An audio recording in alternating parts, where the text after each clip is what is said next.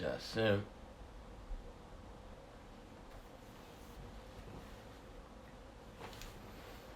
I think I just was hearing from Real Records.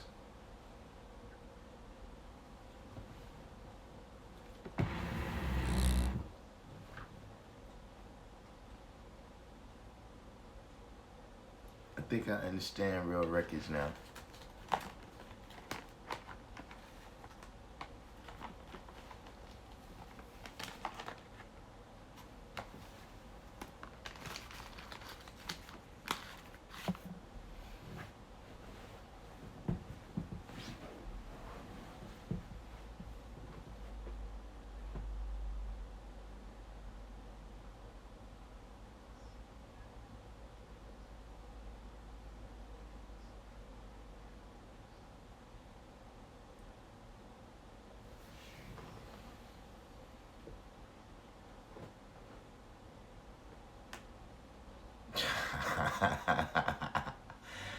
Ah, Nas President of Cipher.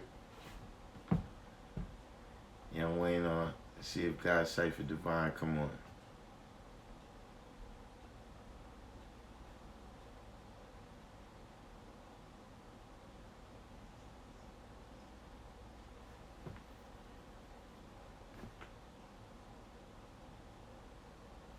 But yeah, I think Real Records hit me on Instagram.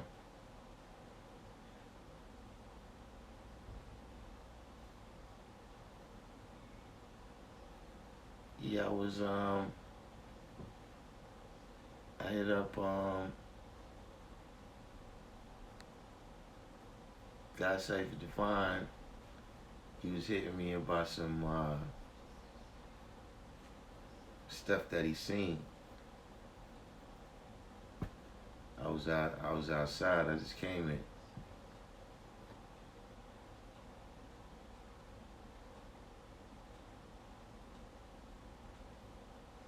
But he's you know that happens when you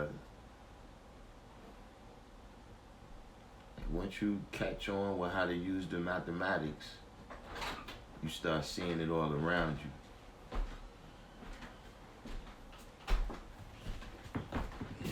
And the simplest of things that you thought was mundane, you start to see the full reality of it.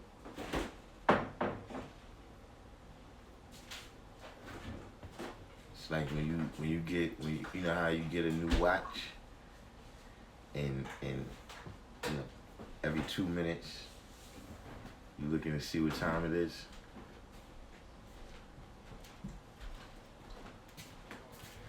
Lil and Snotty, peace. Yeah, that's it. That's the stage God Cipher Divine is in right now. He was hitting me talking about you know how he was drawing up how because he watches a lot of kung fu movies, and he was drawing up how the Wu-Tang you know how they was once a part of Shaolin, and then they went and formed their own nation.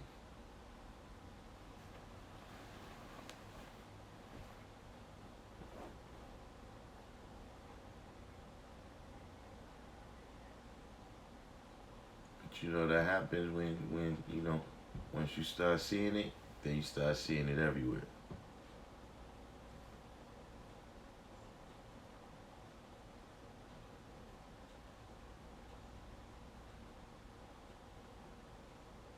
Because that's one of those things that's just throughout life. You know what I'm saying? Like in order for the understanding to show and prove that it's one and the same, it's gonna have to go out on its own.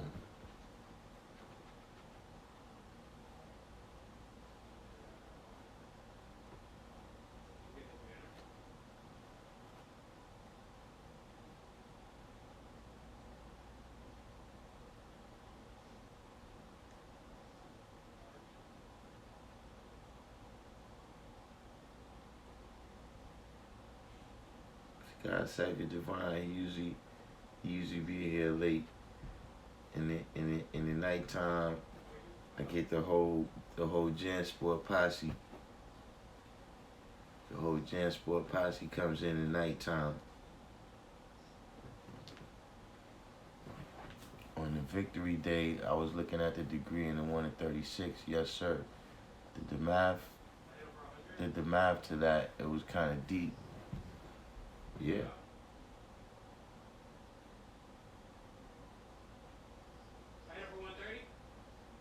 Absolutely. But you know, that's one of those continue daily things. You know what I mean? They continue daily to achieve certain victories. Jason Rosario, peace. Like, what was that dude? P.T. Barnum? That said, it's a sucker being born every second.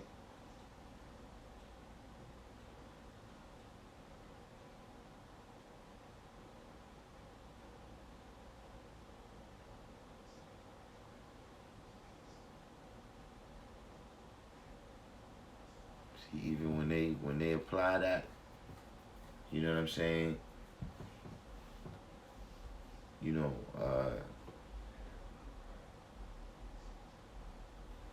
putting people in a stage where they don't have knowledge of self. When they, you know, they keep applying that to different populations of people.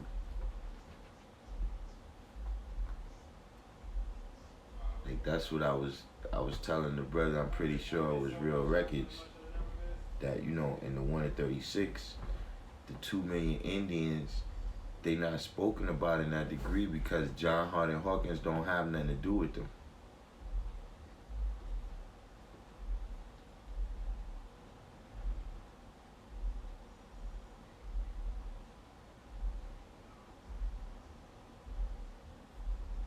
They got a different history of oppression.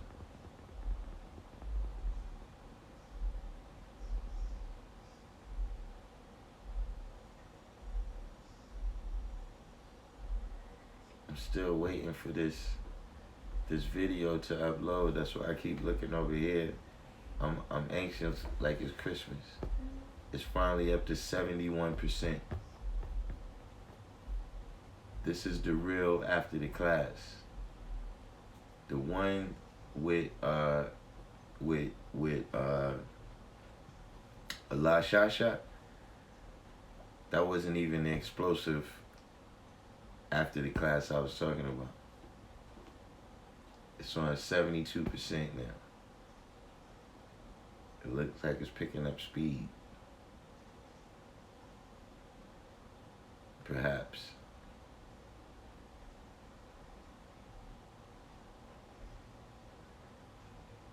Allah Shasha and Day Saint.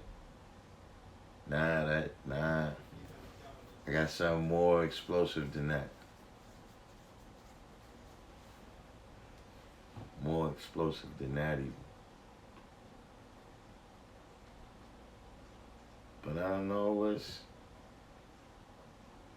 It really is. Like, when I started doing this today, that was at least like 4 o'clock or something. It's wow.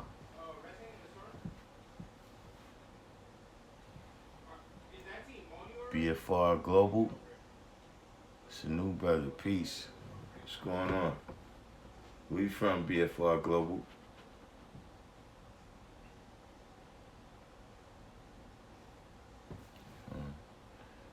Put on my next screen. You know, I love that screen right there.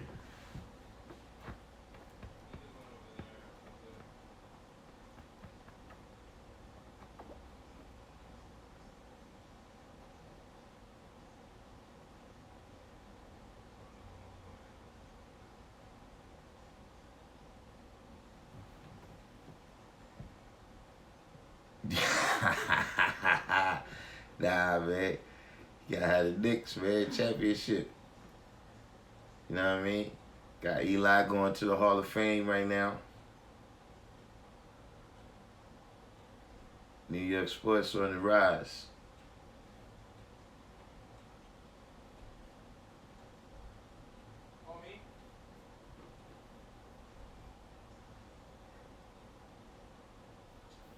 Where you from, BFR Global?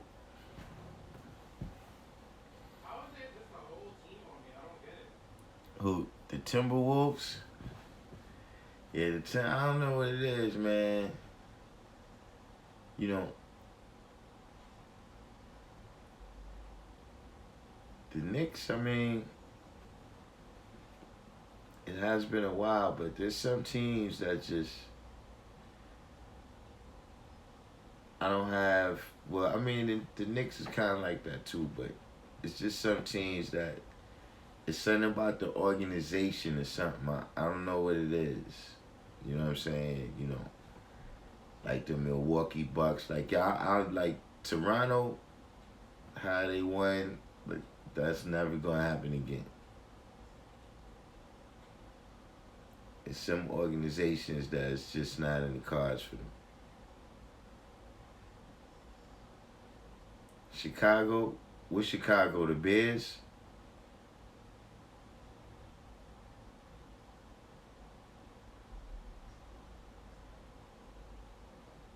Oh, I'm over here talking about sports. I'm caught up. Yeah, BFR Global is saying he's from Chicago. Yeah, that's peace, God. Can see what it is. We have a lot of brothers all around that come on the lives that, you know, they need to come in tune with brothers where they at. So they can really deal with the science on a day-to-day, cell-to-cell basis. You know what I mean? Instead of just making a Hajj to show and prove or something. It's not going to be enough. True and Living Channel 7. Peace of love, love your live bills. Been mostly doing the knowledge as I'm getting ready for the justice. Alright, that's peace.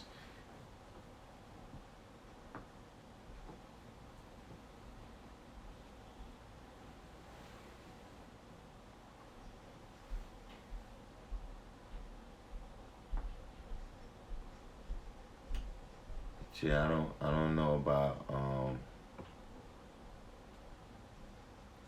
about Wiggins.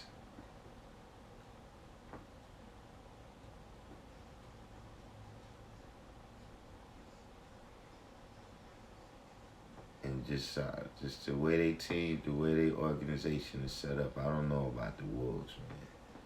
I'm pretty sure the Knicks will be back before the Wolves.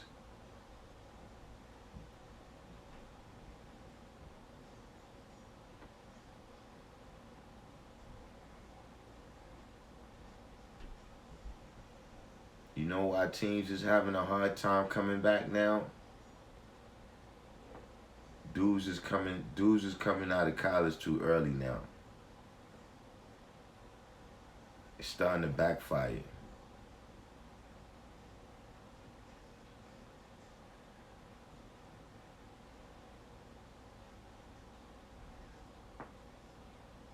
You got dudes that's coming up and they got a lot of skill. They highly competitive on the college level.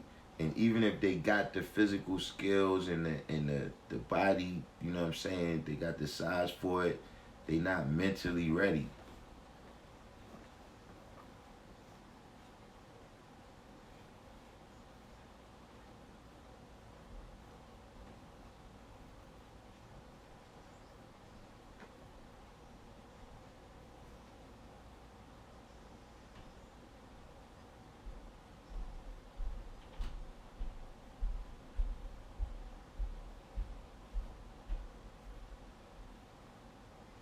See, like back in the days when Michael Jordan came to college, he had to sit, not sit. He started, but he wasn't the star on the team. James Worthy was the star on the team.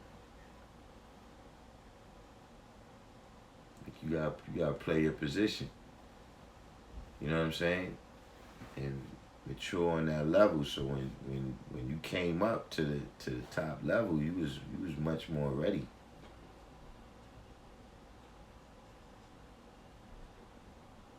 See, that's what happened now. They bring dudes up, but then they don't really start rocking till they've been in the league 3 or 4 years.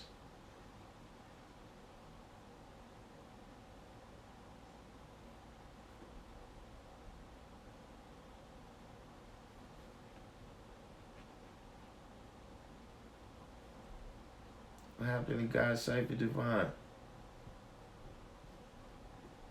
I want God Cipher Divine to explain his he hit me with about 4 or 5 messages today about all the mathematics that he's seen everywhere.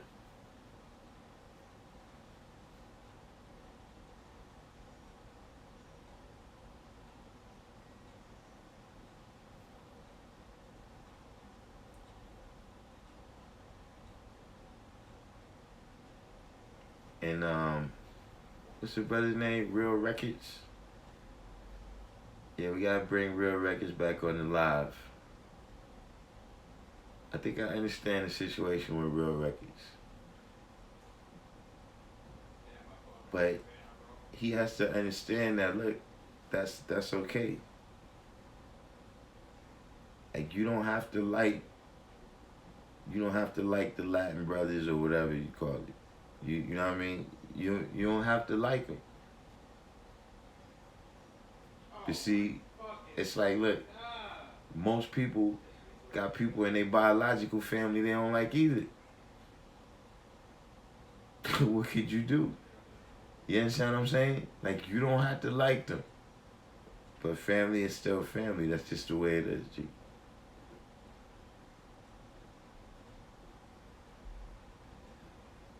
If they dealing with this knowledge, they got the same father you got.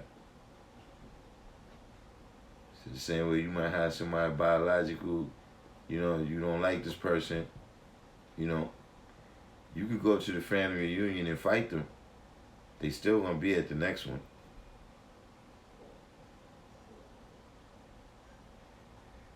If he could just come to grips with that, he'll be all right.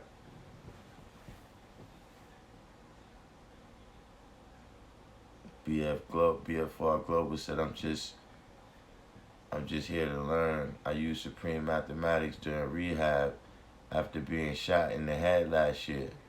Y'all brothers be having some high-powered stories. Y'all be having some high-powered stories, man, of which I use Supreme Mathematics to do, man. Man.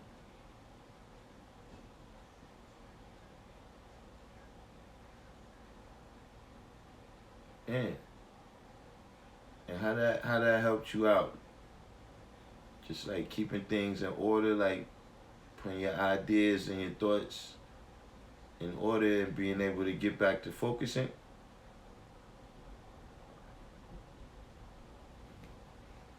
Who is this, K-Bar? Yeah, K-Bar, they told you we're gonna be we're gonna be filming today, right?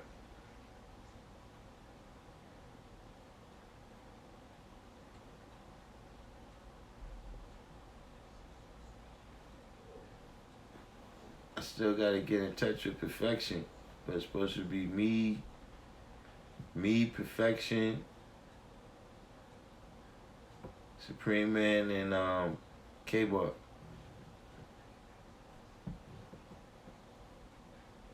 And Nubia.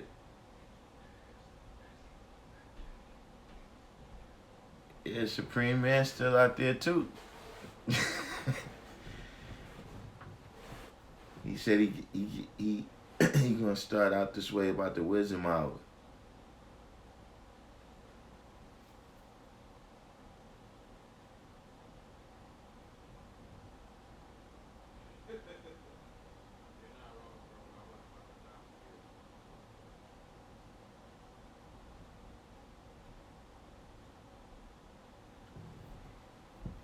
BFR Global said, yep, not getting caught up in the situation, knowing who I am beyond the body.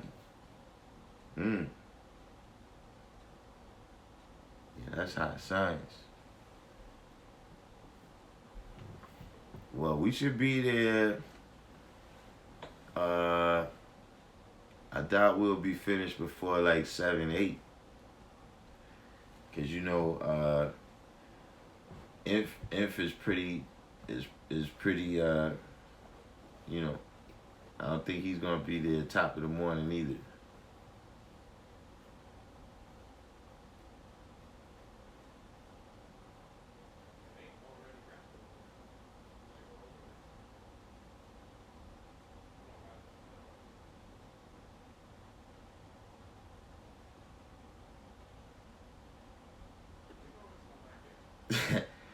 I told you, Supreme Man ain't leaving Trent until about the wisdom I was saying.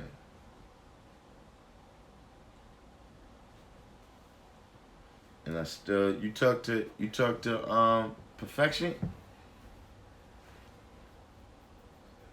I hit him, he ain't hit me back yet. Oh yeah. Love supposed to be there too. And probably a lot of life.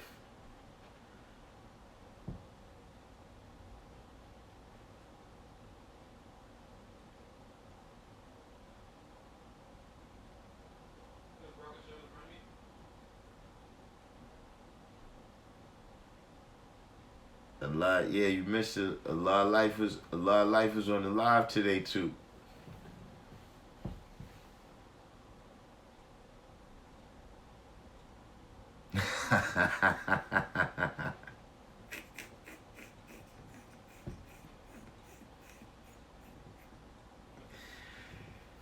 A lot of life in here, man.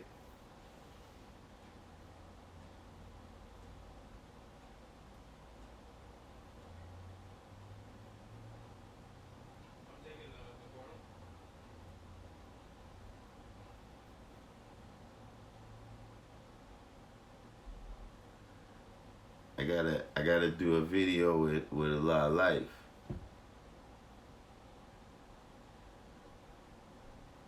A lot of life got some applicable science for y'all out there.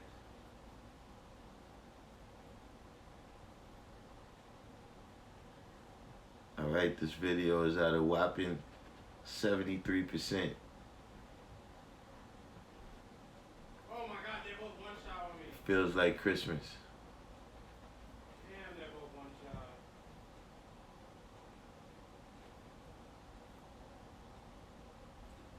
Where's God's Cipher Divine, man?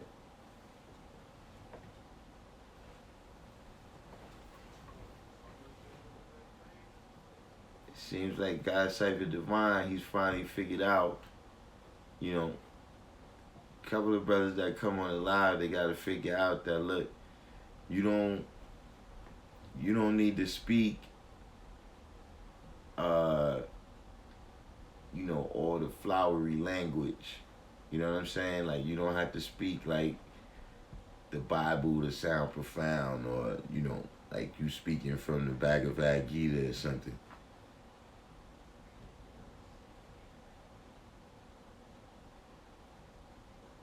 Because most of the time people don't understand what you're saying when you do that, and then you end up saying, well, all I was saying is this.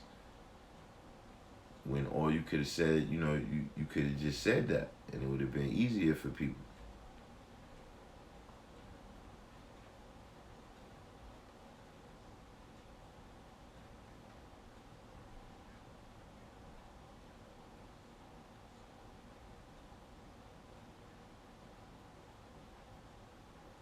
See, the less you gotta speak to get your point across, right?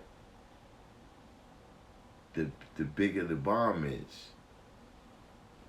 You know what I'm saying? Like, something is explosive because of the small area that they pack the thing into. If you put that same amount of pressure in a big area, it ain't gonna do nothing.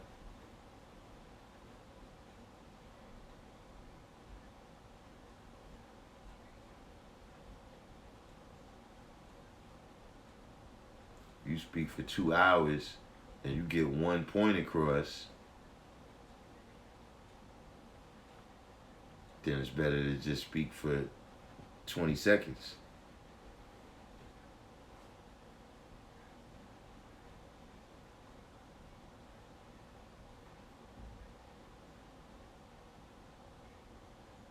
But I want God's Cipher Divine. Yo, this thing is moving, man. It's on 74%. Yeah, I might actually have the real after the class sessions. I gotta figure out how to do this in a better way though, man.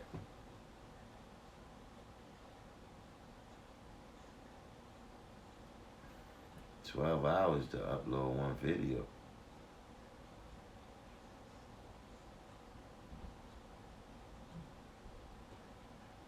We got a lot of observers in the room.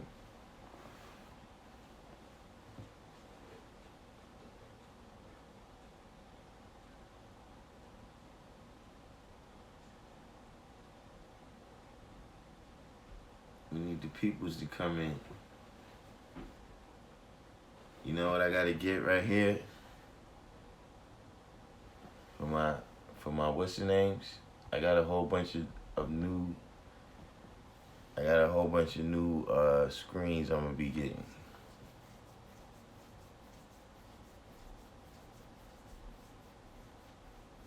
I got some surprise ones coming.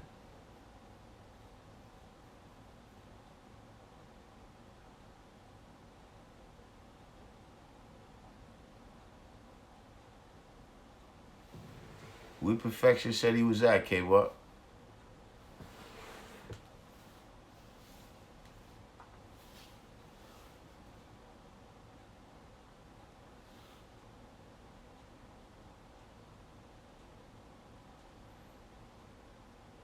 Born Magnetic.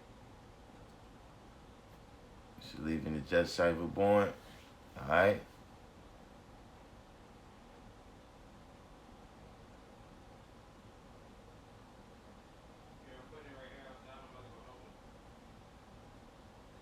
And you gotta get Perfection to the cause he supposed to do a joint too.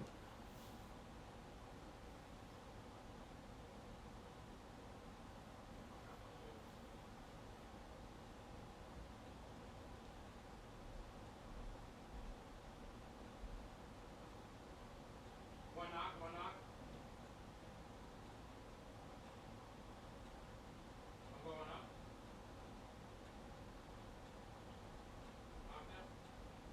Where you at, Born Magnetic? Where you rest at? What part of the country?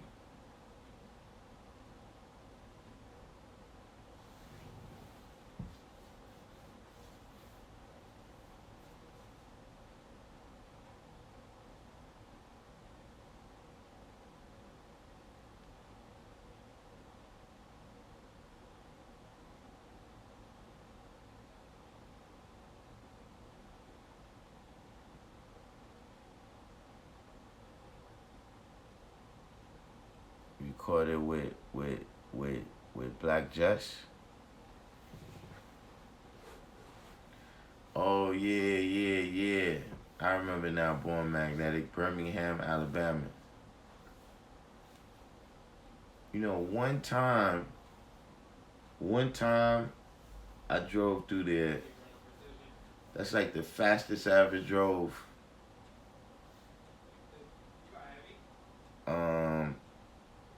Somehow we was in Houston, and I think we took like the I-20, and then we took some other road where we cut off and went, I think, to like I think we ended up on 81. Like we took some from I-20, we got on some other highway that it cut through like Mississippi and Alabama. I made it through there in about 35 minutes.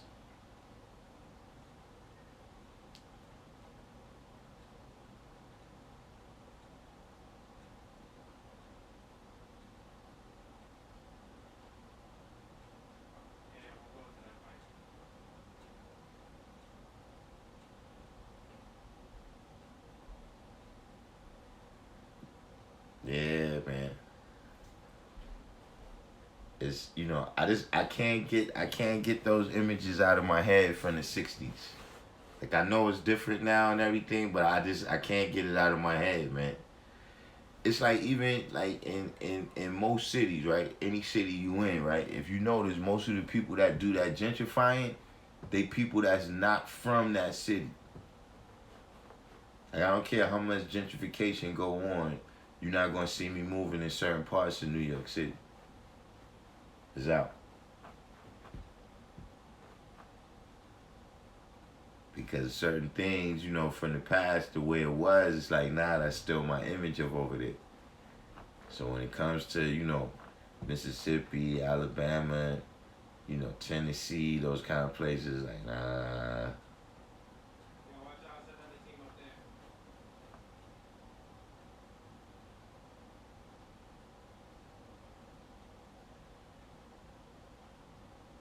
Keep crawling back, I got her low.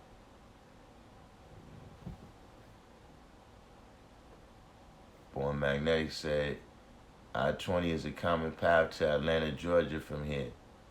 Not familiar with any 81 though. Not yet. 81 picks up in like North Carolina.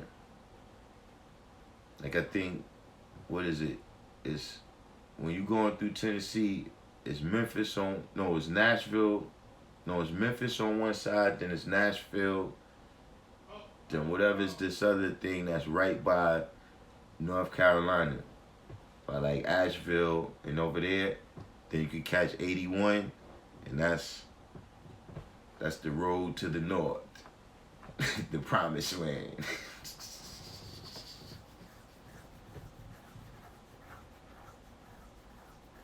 Like 81, when it comes down, eventually you hit I-40.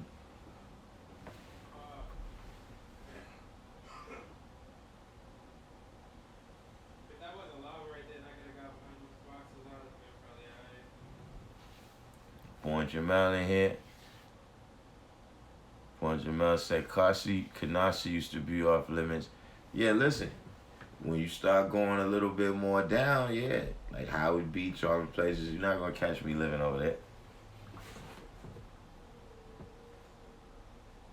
Just because of the images, you know what I'm saying?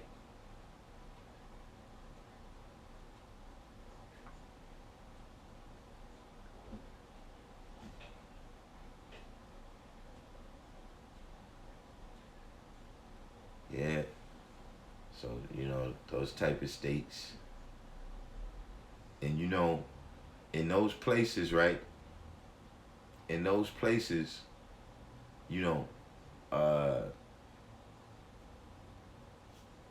like amongst, like if you have any type of police contact, a New York accent is like, ah, man.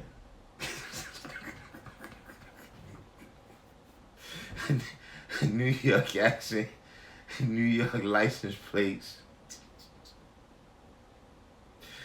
You just say, oh man, why did I ever come to this godforsaken place?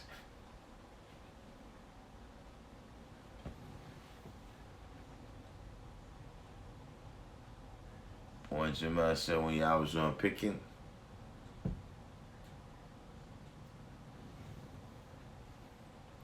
I kept saying when I was younger, it was Spanish Mad Latin Kings. All the dudes on these podcasts be talking about the same blocks. Yeah. The whole East.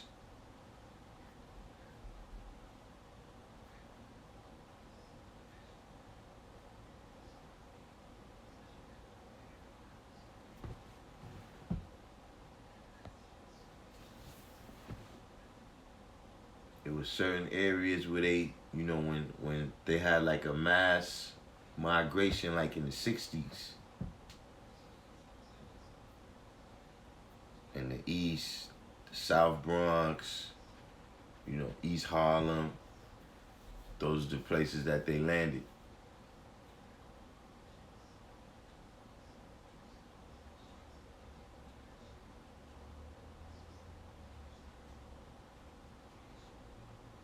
Born Jamal said 1950, yeah, 1958.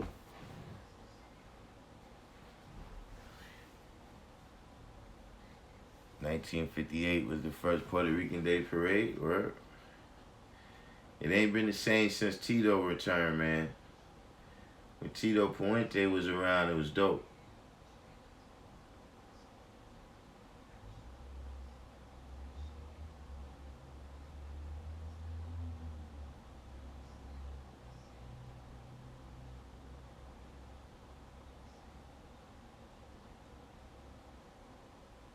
Now you got people like Jerry Rivers. Got people like Jerry Rivers down there marching.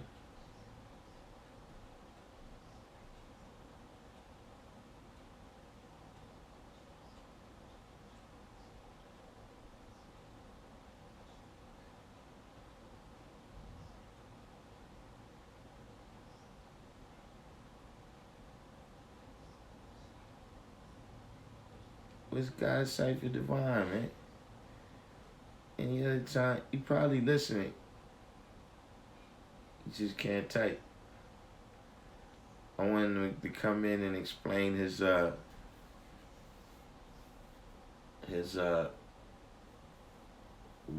Shaolin analogy and the rest of them.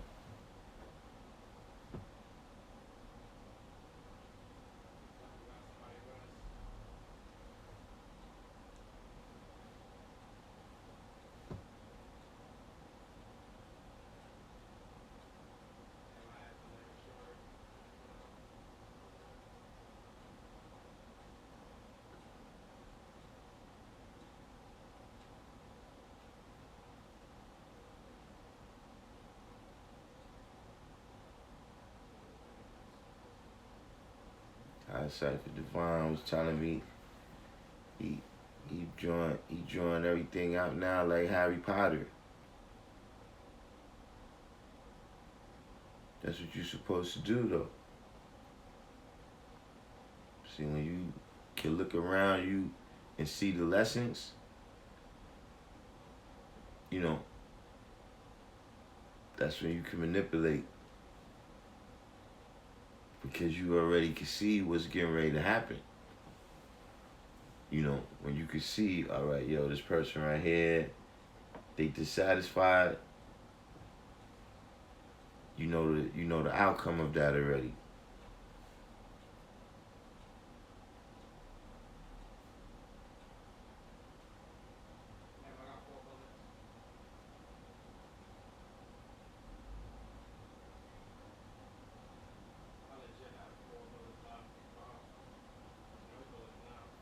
With 793rd too.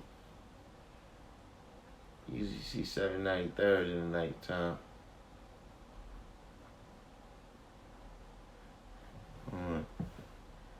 What happened? When I changed this, I put that Nick screen back up, yo. Got caught up. Yeah, Knoxville. Like in Knoxville, that's where you catch I-40, like around where Knoxville and Asheville. I mean, that's where you catch 81.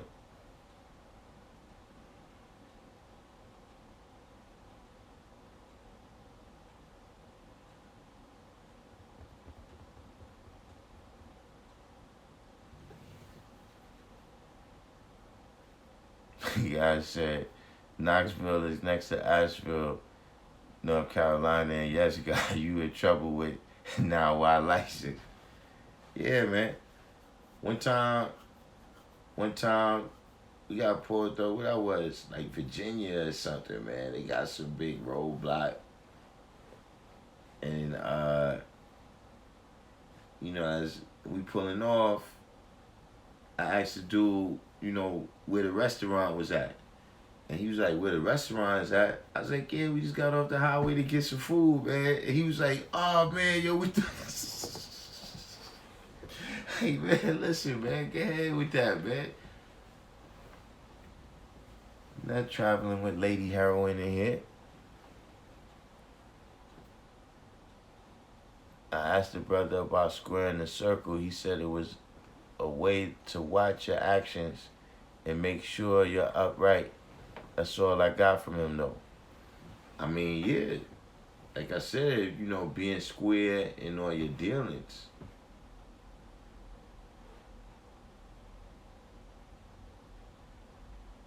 But you know,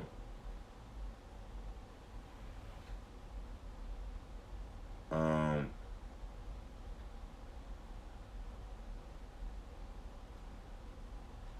yeah, I don't know. It's one of those terms, you know what I mean? Like a phrase sometimes where, you know, you'll get caught up just saying it, and then you realize you don't really know what that means. Because, you know, when you first say that, what I think about is wrestling. Cats get down in a square circle. But that's what they used to say.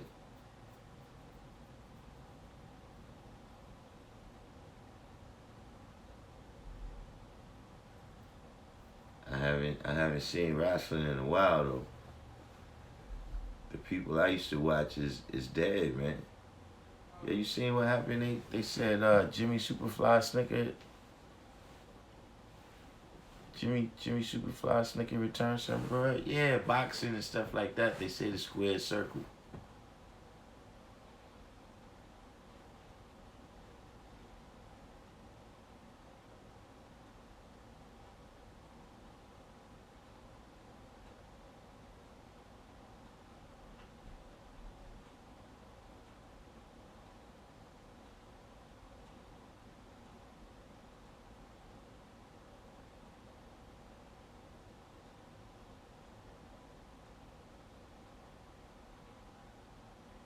Gotta check. Yeah, I think boxing is about to make a comeback too, man. UFC, MMA ain't been too impressive lately, man. They have a lot of anticlimactic fights. In boxing, you know, they got a lot of dudes that's built up right now, you know what I'm saying, in terms of their reputation if they fight, you know what I'm saying? Especially if they end up having multiple fights, they could definitely get back on top.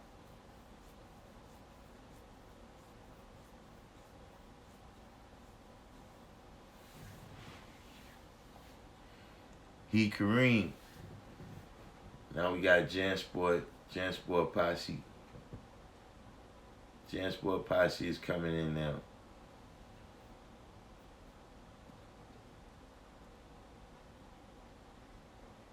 Gotta get got Cipher Divine.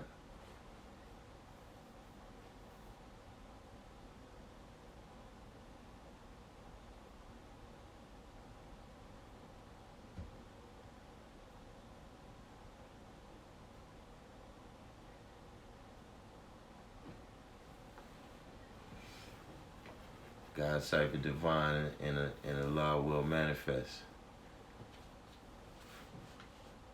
A law will manifest probably needs some rest though. Reveal what's the signs. Cause you know, a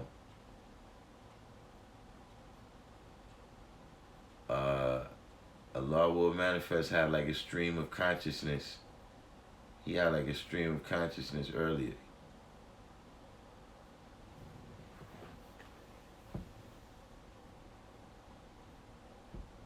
Josh Simpson, MMA is high as science. I think that's going to be the way for a while.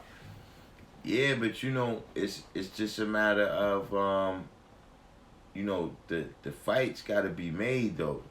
Like that last fight with Cowboy and Conor McGregor, man. And then there was a fight right before that kind of went down the same way, where it's like, ah, man. Like with the dude, Ben Askren. He was another dude that lost some anticlimactic fights. You know, like they gotta, you know, MMA gotta stop having cards where the undercard is better than than the main event. You know, the dudes may not be as skillful, but in terms of a fight, it's a better fight that you see, you know, in the free fights before it even go to pay-per-view.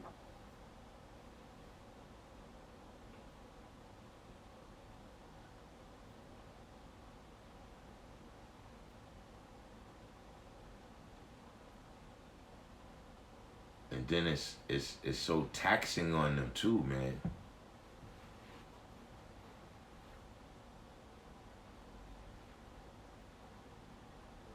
Like guys get maybe, you know, 3 or 4 title defenses and then they wash.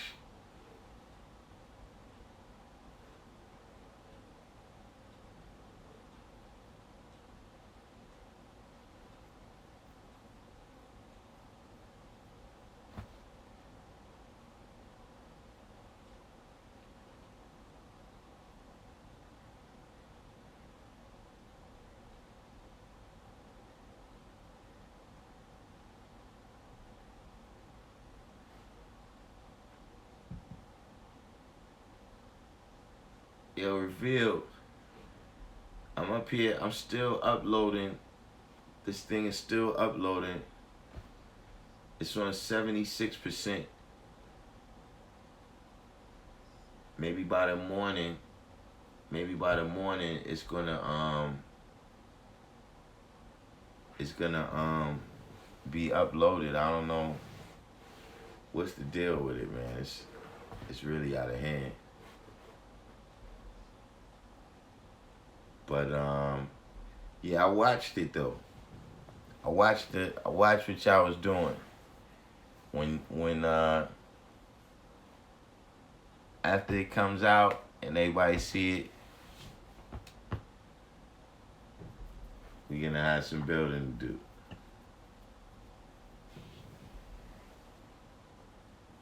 Jasim said they still fight into their 40s. Can't say that for a lot of boxers. True. I think Dana White is probably to blame for what you're talking about. Yes, it's possible. You know what it is? They fight into their 40s, but they gotta take breaks. Like they'll be gone for a while, or at least, like you said though, it could just be UFC though, because UFC dominate the American market. So a lot of times, dudes be gone, but they in another promotion somewhere. But a lot of dudes, like what's the dude? He was retired for a minute, then he came. Uriah Faber. What's the other dude? BJ Penn. He was in and out. Dan Henderson, in and out. You know what I'm saying? But they all dudes that fought, you know, into their 40s.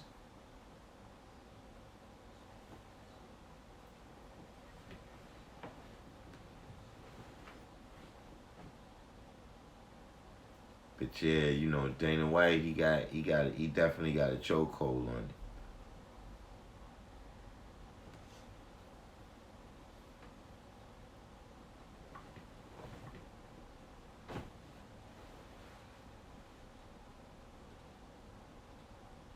I'm telling you, man, this is definitely a conspiracy against this video.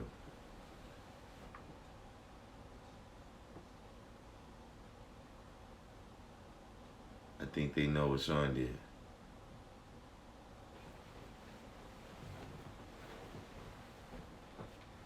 Mighty Mouse went over to 1. I think they're losing a lot of talent. Yeah. Yeah, a lot of people.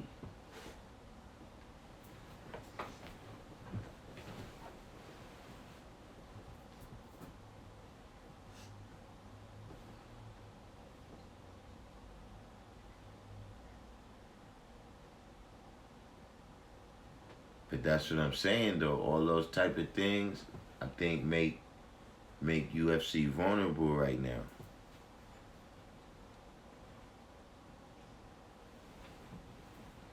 Like, you can have the people, but if they putting on boring fights,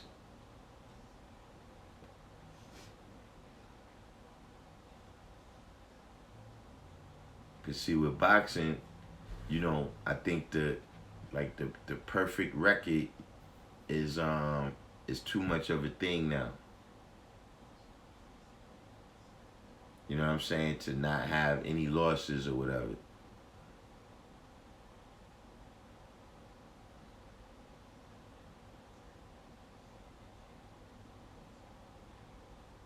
That's why you don't really see, you don't see rematches and trilogies and all of that no more.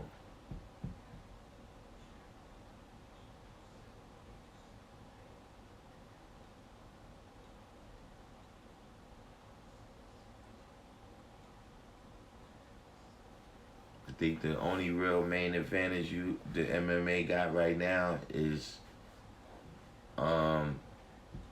most of the top guys now, they're offensive.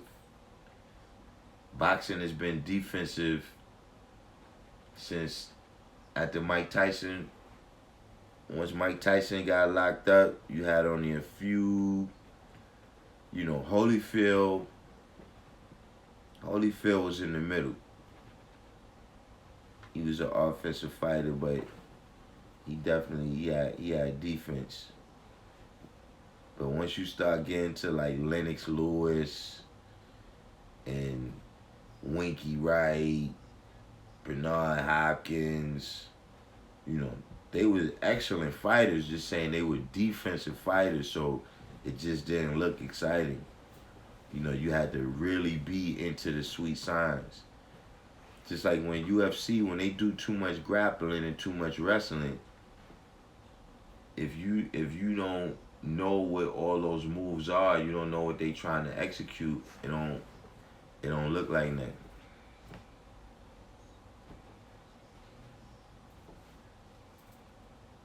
Ville said Terrence Crawford is the truth.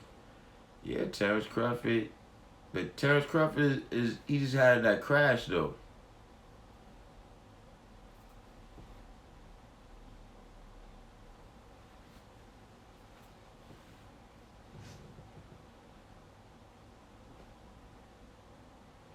He said Lennox would rock you to sleep.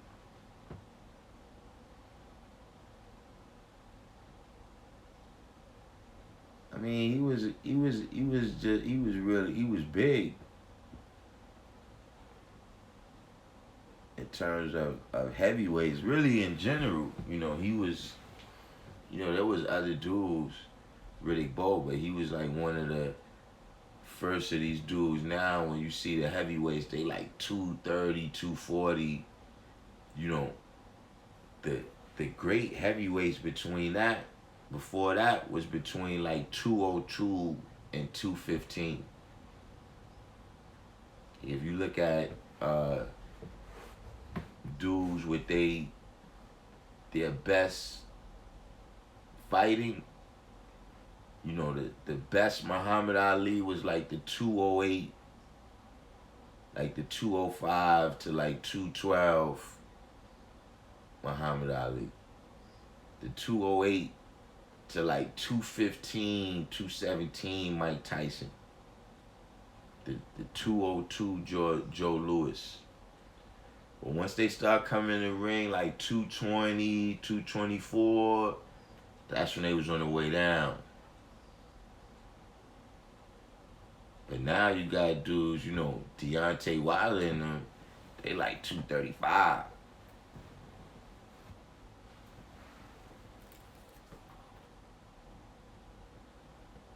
Oh, Lord Sepka, peace.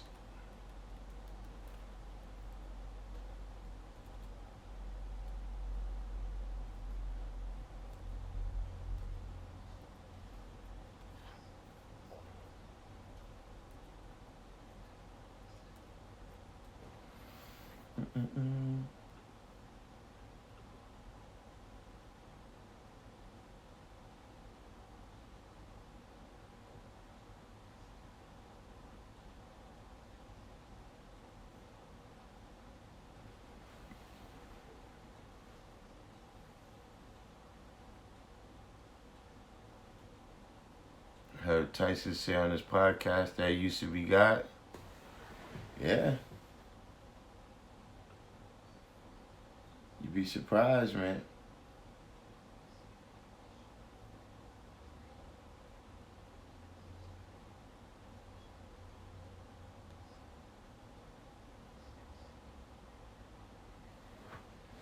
You heard Chris Rock say his physical is a 5%.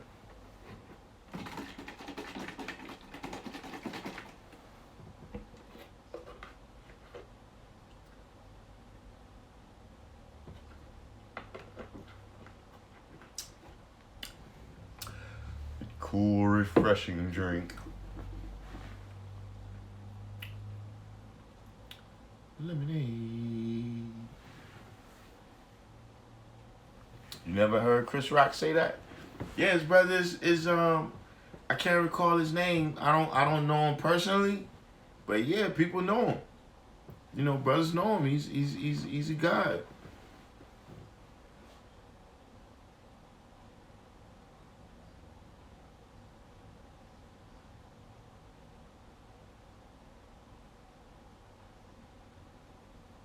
Is Born Jamel still in here? I think Born Jamel knows his name.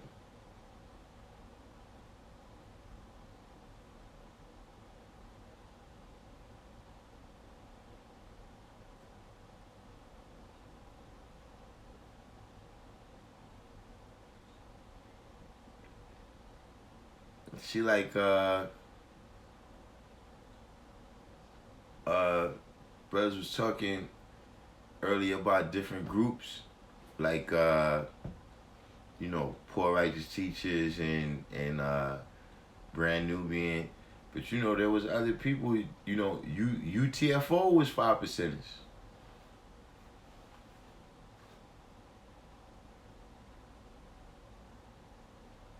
UTFO, that might be a little bit back. If 793rd was in here, 793rd to have a whole episode for us. A whole UTFO episode of what happened when they came out to the ring.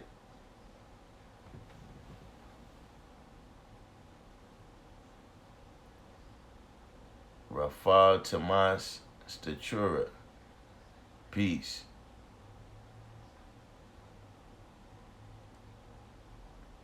Just can't stop listening to that track.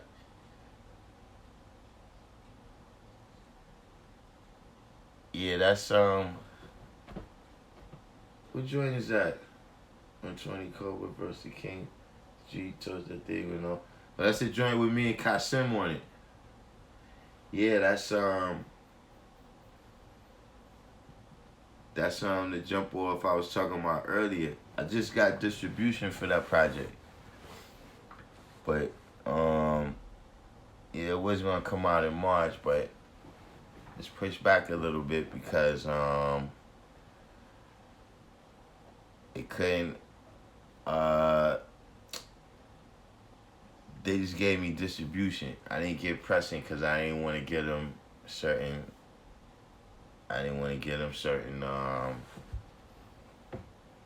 certain rights. So they just want to do distribution. So I gotta press it up. So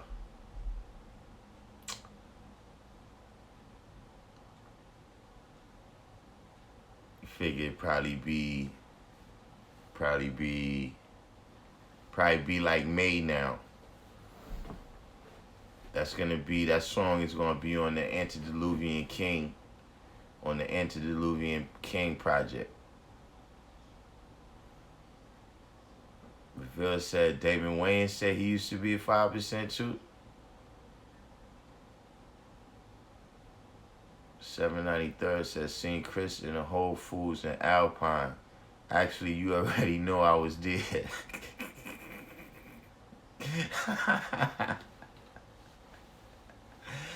And I know it's 793rd. Which one here? He know who I'm talking about. But yeah, UTFO.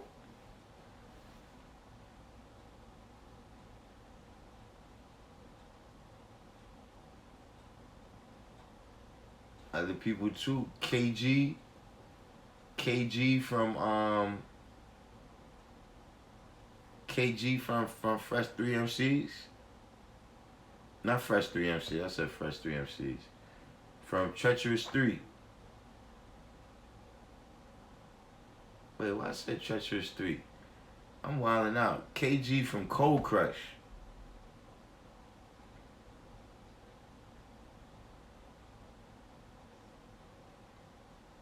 He's a 5%. Raheem from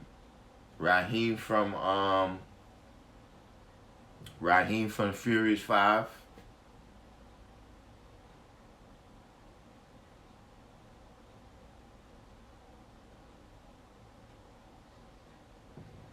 Yeah, Almighty KG.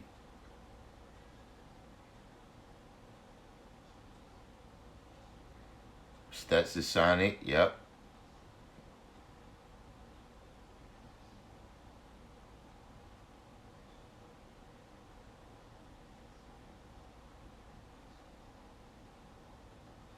Yeah, I didn't know that's what Kango Kid family was neither.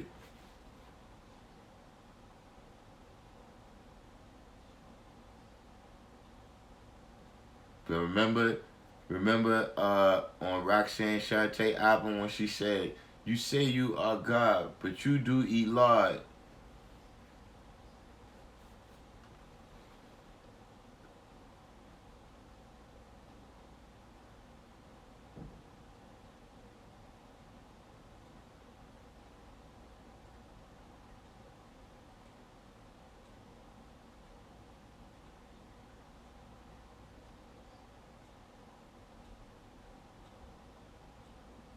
Vibe was affecting the whole city. Black Thought? No, I don't know nothing about Black Thought being 5%.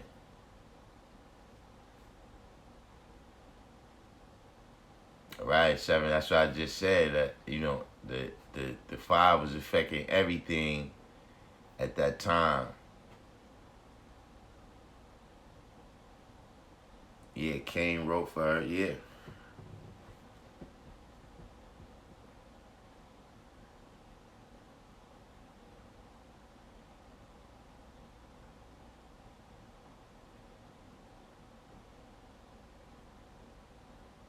Yeah, back then, even if people wasn't affiliated with us, they was they was still using our language.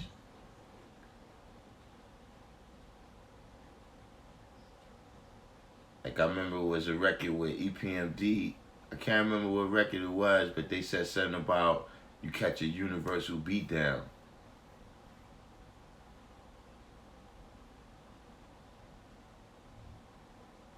Joe Self, Mr. Science.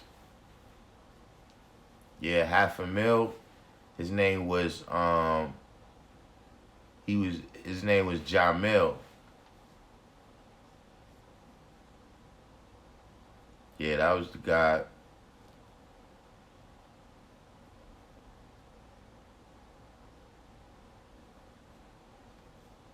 Yeah, Black Thought. Yeah, he from Philly, so Philly. Not that you gotta be Muslim because you from Philly, but yeah, Philly's a big Muslim town. Yeah, that was Rappers Out of Control when he said catch the universal beatdown. Yeah, well, universal beatdown is a must. What's that crab MC? Too late, he got bust.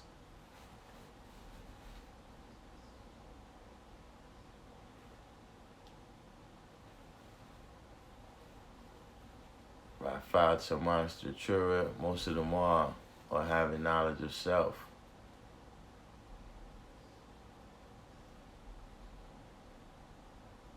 Yeah.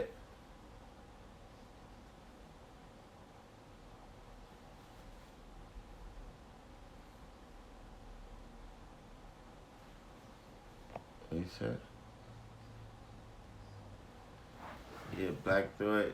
Yeah, and AZ. AZ? I mean, AZ got some classics.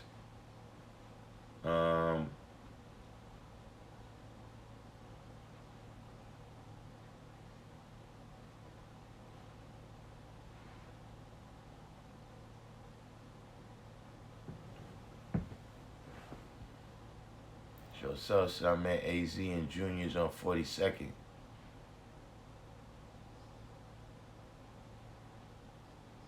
Yeah, K-Boy just brought up something. Biz used to come to the rally like every month. Listen, let me tell you how much Biz used to come to the rally. Biz bought Kane to the rally. Listen, Biz bought Kane to the rally, and Biz was good. Like, you see, yo, peace, what's going on? You know what I'm saying? Biz bought Kane to the rally, and Kane got bombed.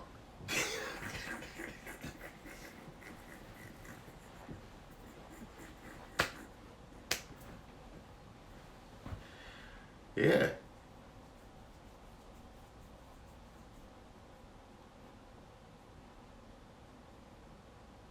I'm talking about Biz was there like every month. Biz used to come to the rally. Maybe not every single month, but Biz was like a regular at the rally. Like 87, 88, 89. See Biz at the rally all the time. Remember that light skin girl that was in the video, I think for I Get the Job Done. She had on a short black dress. He brought her to the rally in a red Benz 190.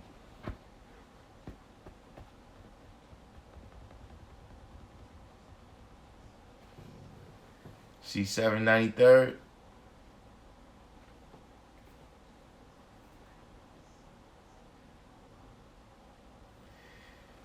Yeah, AZ was nice. He is nice. You know what I'm saying?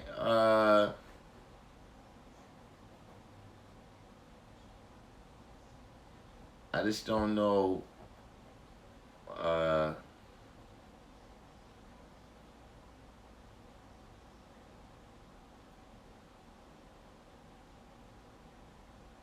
can't really put my finger on it, but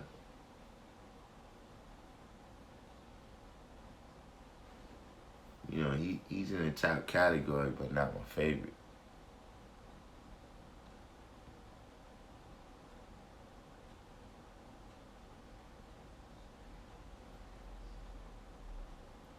"62nd Assassin." I seen 60 at Freedom's function. Sons of Man.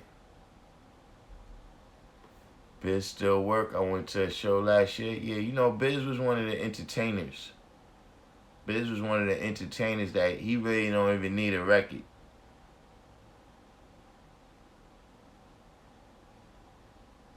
Ville said the NBA gave Melo hell ever since he let Jay-Z wear the chain. Things changed for him drastically after that too. Nah, that wasn't his chain. I mean, not to my knowledge, man. You know, that was a connection that everybody just made.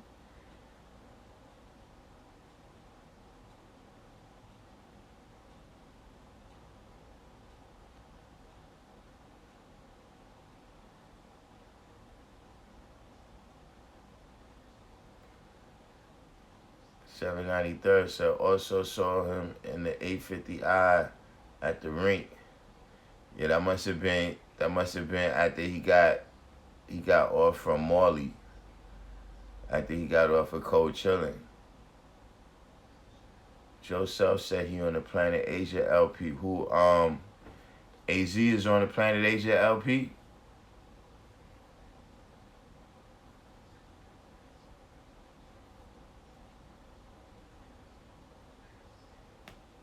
Well, yeah, everybody had a spot in New Jersey in the 80s.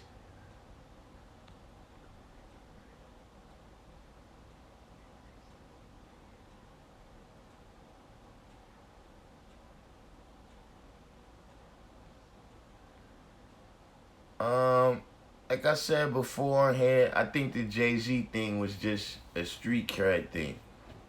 You know what I'm saying? Where, you know, it's you know, it's more dangerous, you know what I'm saying? And you know, if you look at it from a certain direction, it's more dangerous to try to get street cred by associating with the gangs. You understand what I'm saying? So, I just think it was a street cred move, you know, and it actually would have worked if when he got in the public forum and they asked him about it, he would have said, yo, you know, this is the flag of the 5% right here. You know what I mean? They some brothers that was very influential, you know, in New York, you know, during my youth. So, I wore this in you know, honor of them, you know what I mean? You know, a brother I knew or whatever, he told me to wear it honorably, you know, and that's what it's about, you know what I mean? It was founded by a man named Allah, you know what I'm saying? And the brothers you see out there is just 5%. You know what I'm saying? But a lot of things is happening now, you know what I'm saying? Like, I was talking to a brother, man, and I was like, nah, you wildin', man. You know, and he was like, yo, it might be about 30 brothers left. Like brothers who really walk with Allah, that was really around them. You know, I think that number is very low. I don't think it's that, I don't think the number is that low. You know what I'm saying? But it's one of those type of things where, you know, when people think the coast is clear, they try different things.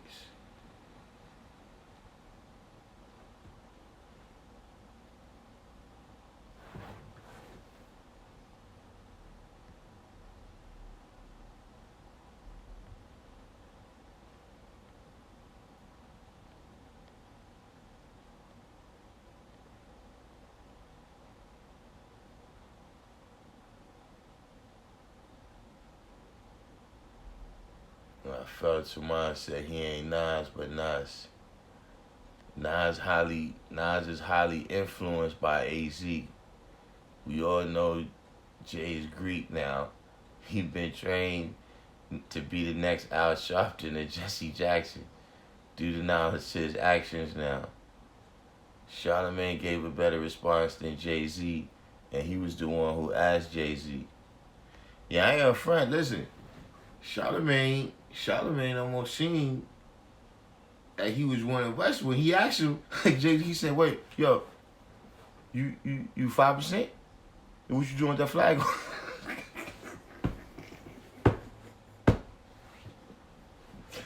Yeah, he hit him like a real 5%. Oh, what you doing with that on?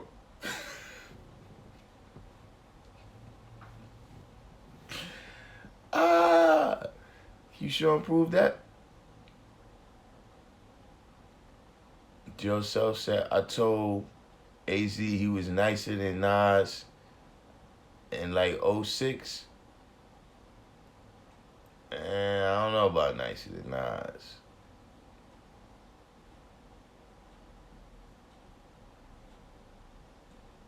It was weird when he concealed it in the interview.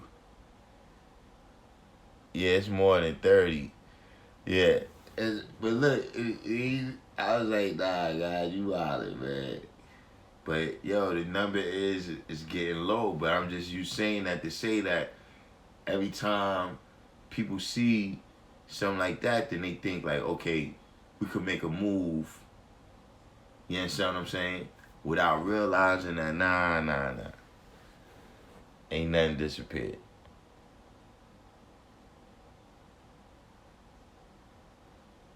Joseph said J at 10.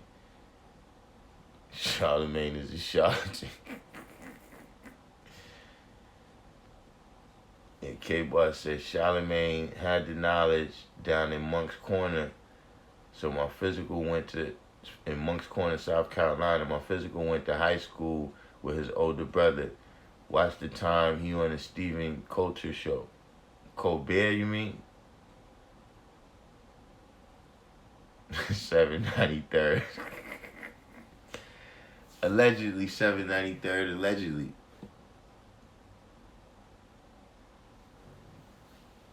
Kareem said Nas is the GOAT. I don't know about the GOAT. But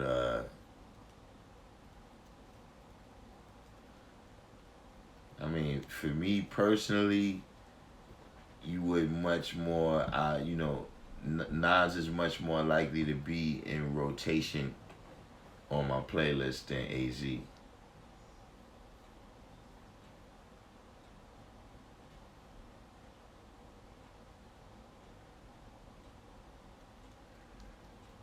Maybe that's what it is too. I didn't hear AZ like all of his projects as much as I did Nas.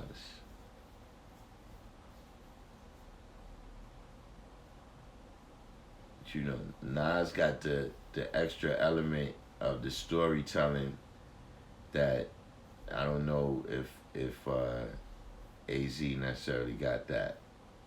In terms of just street commentary. In terms of street commentary, I can see you saying they in the same ballpark. But in terms of delivery, I had to go with Nas.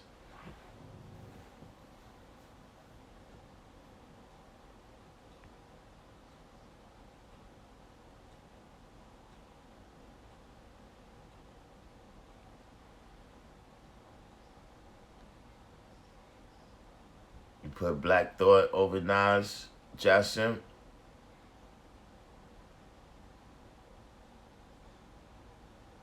$7.93 said you heard that interview from the alleged young lady. Allegedly, $7.93, allegedly.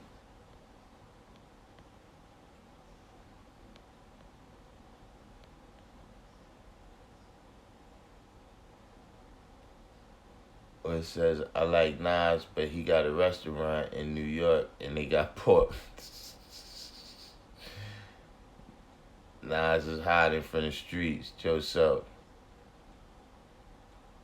True Ruler said Nas is poetic, however AZ's flow is impeccable. Cormega is peace too though. K-Bar said Joe Self, Nas not a 5%er. Joe Self said I know. AZ is crazy nice, but I don't like the way he recycles rhymes. Yeah. And see, that's what I'm saying. Like, I don't think he got the width and depth of subject matter as Nas. And, I mean, as far as flow, I don't know if I put him over Nas. I mean, he got a nice, smooth, easy flow.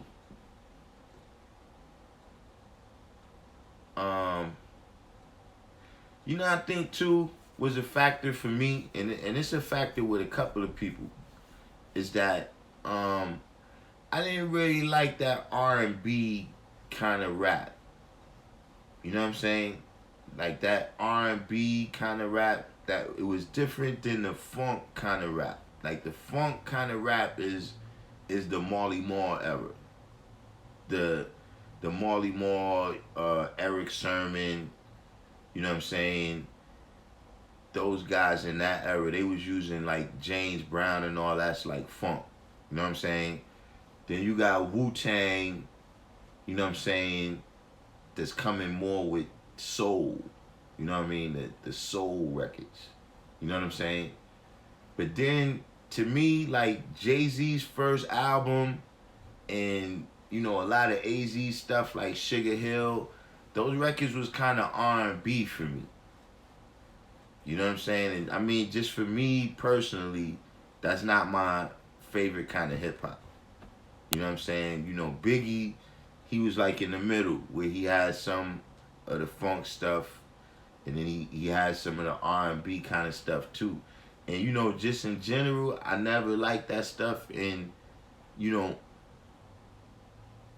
a lot of things is like that. Where the first people to do that was people that we like But at the end of the day, I think that had a negative impact. You know what I'm saying? That's how I became hip hop R&B. You know what I'm saying? But I never liked those kind of records where it's like, you could just, like, if you put somebody singing on it, it's gonna sound like an R&B record. Like, if you put somebody singing on it, it's not gonna sound like Mary J. Blige singing on a hip hop record. It's gonna sound like just a regular R&B record.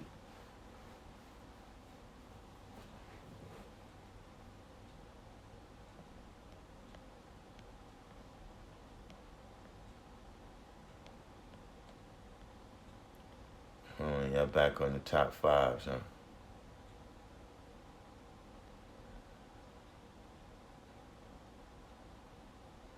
793rd said he also intertwined his lyrics with common language and vernacular.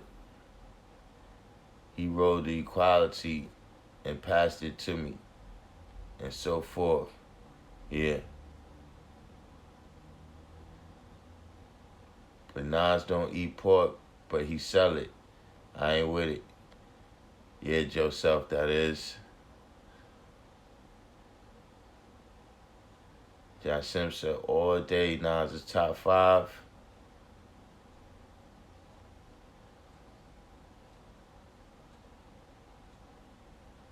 Okay, boy, you crazy.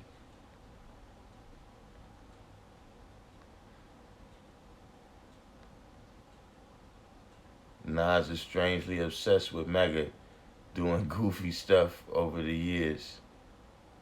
Yeah, all those brothers out there, they got a particular kind of relationship, man.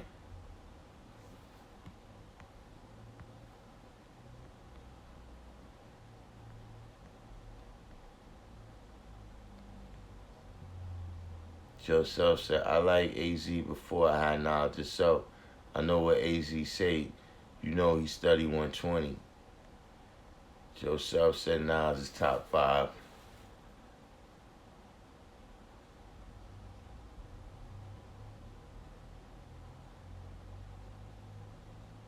Reveal said Life is Good album was Nas' best work. I don't think I heard the Life is Good album. Nas rhymes words. AZ has that Cool G rap method where he makes his syllables flow. I mean,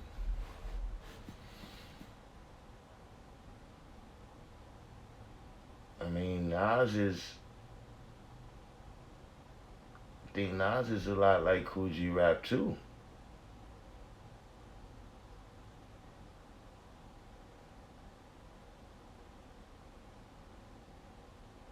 Hmm.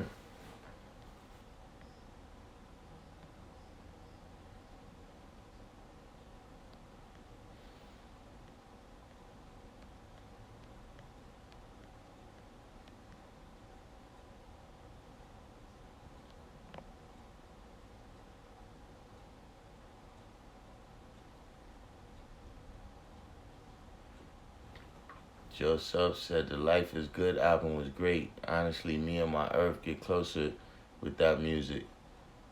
K-Bar said Reasonable Doubt got mad R&B. Yeah, I thought, there's a lot of R&B.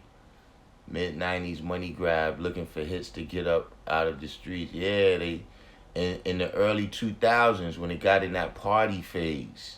And like the R&B kind of came back where every record had to have J-Lo or Ashanti on it. I thought Ja Rule was responsible for that. When I cry, you cry. Yeah, that was the Ja Rule era. When that's what I'm saying. Those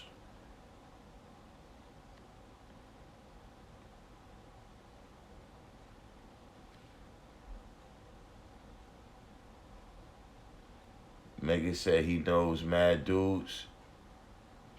He knows mad dudes mad.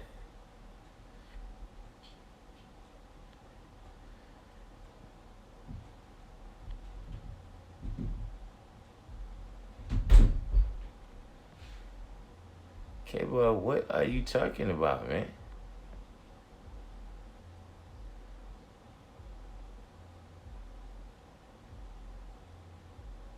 793rd said, oh, mad dudes locked up from drinking Henny. So how can you possibly promote it? Yeah. Said, you know, Nas grabbed a couple of patches off Mega to make his quilt. Ah, man. 793rd said since day one. All right, K-Boy. You know what? K-Boy, why don't you just tell us the whole truth then? Her tragedy said Queensbridge was like the Roman Empire with all the infighting. 793rd said, I mean,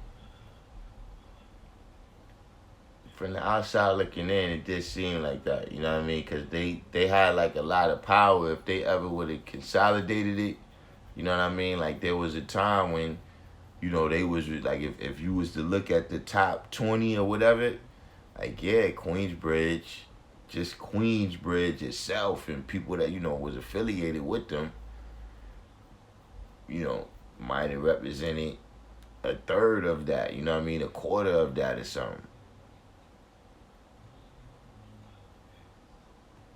Amy Winehouse was on that album along with Damian Marley. I got here. True Ruler said early 2000s was the dark ages of hip-hop. 793rd said that Ja Rule era was like 01, 02, and beyond when video was the new go-to when. Yeah, you had to have the video with all the girls in it.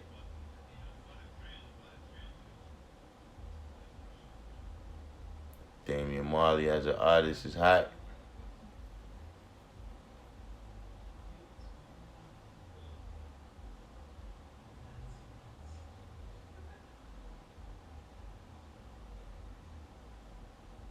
Large Professor is the one saying in interviews when they start asking about his relationships with everybody in the bridge.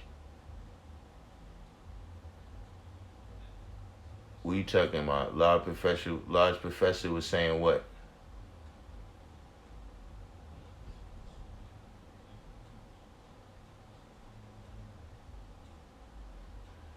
Joe Sub said, if you drink Henny, sure, sell it. Get your money, but don't promote what you don't participate in. That's very slave makerish.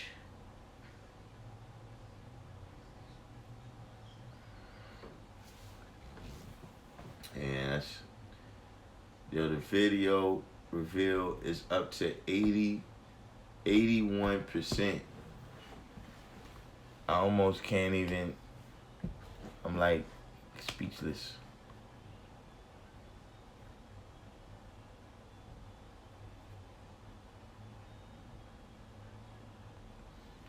Yeah, but ain't nobody getting in Queensbridge politics, K-Bar. Mega was out on mixtapes, rhyming when DJ Hot Day was popping. Post was bold enough to respond to KRS. Oh, Poet. Yeah, Poet was bold enough to respond to KRS. Gonna take you back. Remember Still Number Uno? The Still Number One remix? Yeah. The Poet you're soft, you know. Top of the essay, Uno es fresco. Poet you're soft, you know. Yeah, I remember that.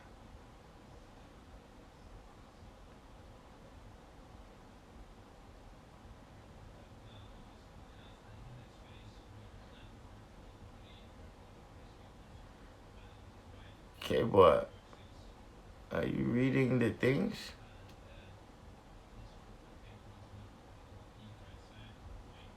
Am I uploading on Wi-Fi? Nah, I'm on the, what's the name? I don't know what's going on with my Wi-Fi. I'm on, oh, you talking about over here? Yeah, I'm up over, yeah. I thought you was talking about the live stream. Now, the live stream is on my, what's the name? Yeah, this is,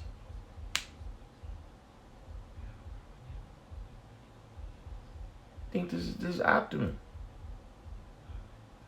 I'm telling you, man, everything is bootleg now, man.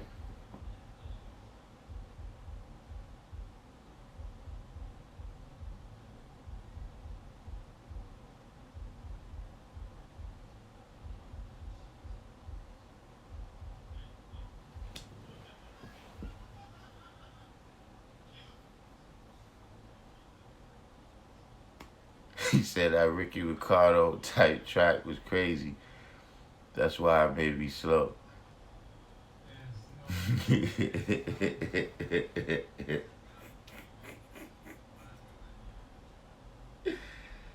Ah.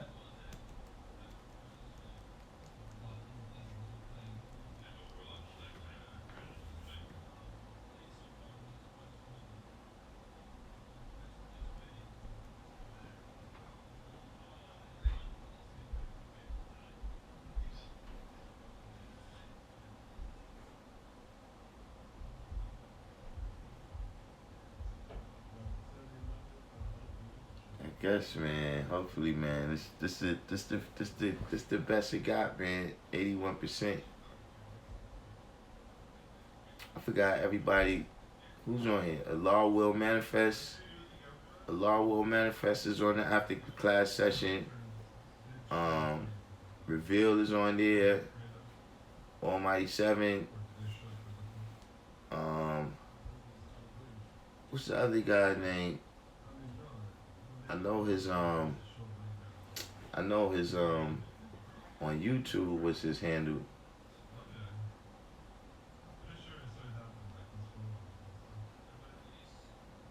And what's the other guy name? Reveal. That was on the after the class.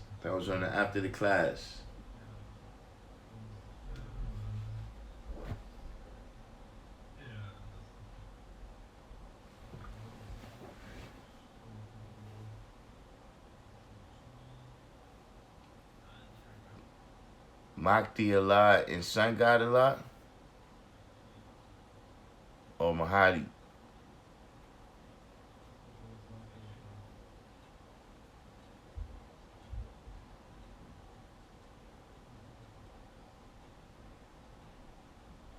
Yeah, Sun God. Yeah, Sun God.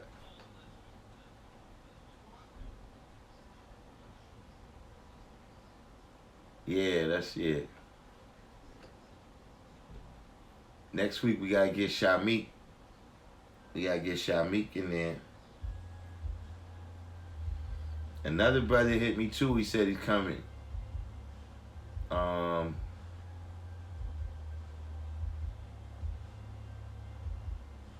Who was that? Another brother hit me. He said he's coming.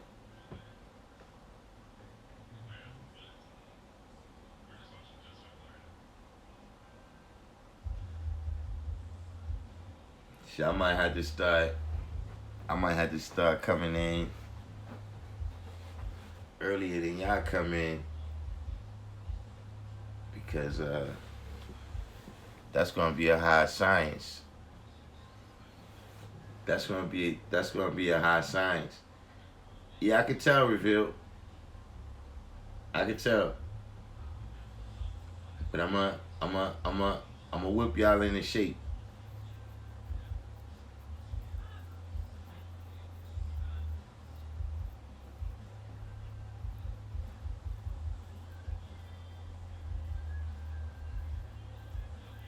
You know, y'all gonna get a report card. Y'all gonna get a report card at the next class.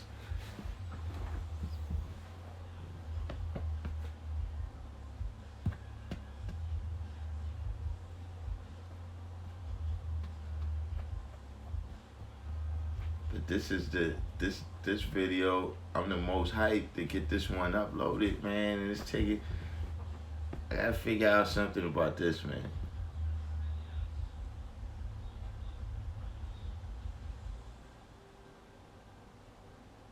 You know what I might do next time? I might film it live, right? But make it be private. So then people still don't see it until I.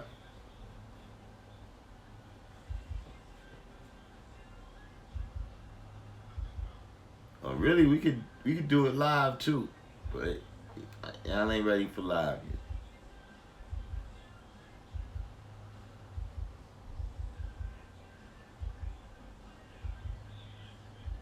But like I said, eventually you're gonna come, and that's gonna be the.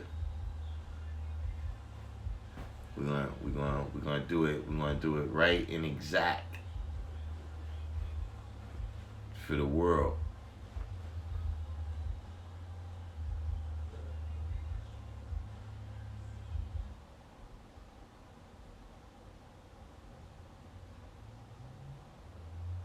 That was like the best thing for Allah Will Manifest though.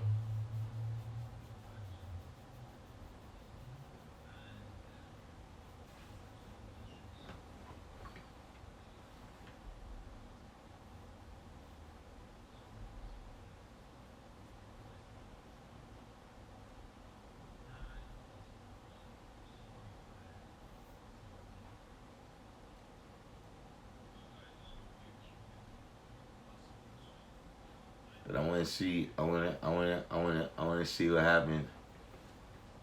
I want to see what happened this week right here. I know. It's gonna be a little bit more lively. Cause see, everybody gonna come ready.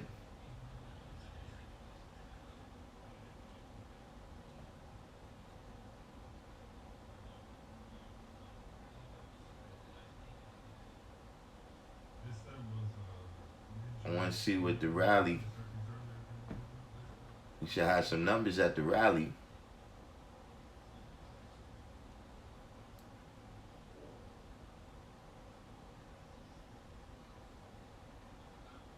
We should have some numbers at the rally.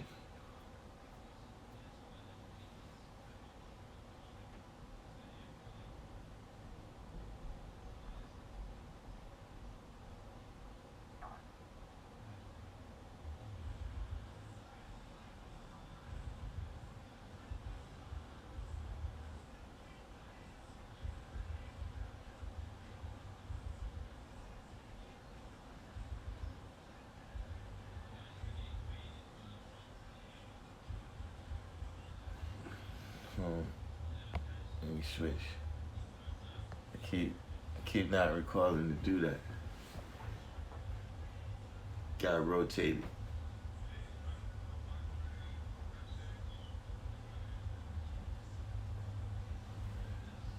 Yo, K-Bar, you downloaded this yet? You downloaded that on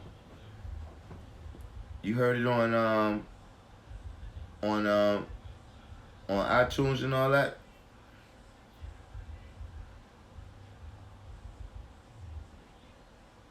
K-Bar got some kind of iTunes I don't like. With K-Bar, just download your music for free.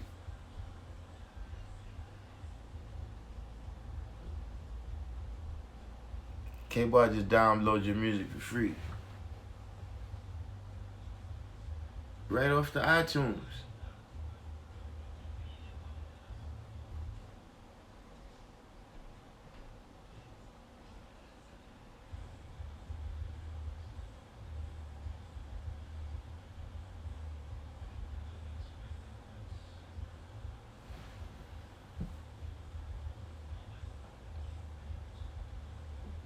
You heard it on Apple Music and Google Play Music?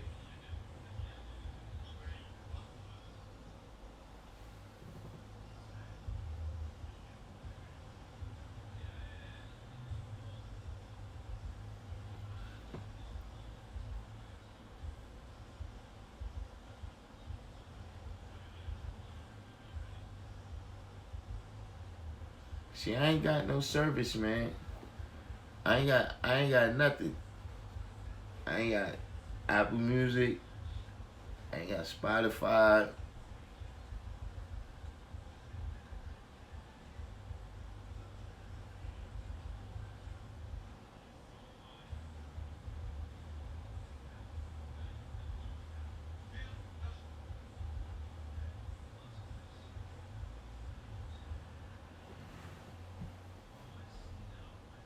You heard it on YouTube. Which older you heard the one the one that come from the distribution. Yeah, Bandcamp. I can't hear the whole thing on Bandcamp. He got it hooked up. Golden Arms Peace. I only heard 2 songs on Bandcamp.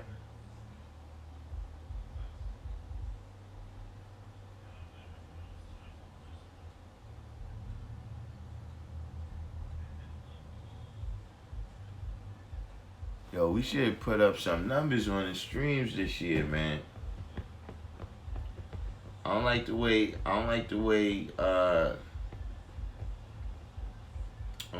the streamers, man, the way they doing the calculations, it don't seem right to me. The way my numbers keep coming back.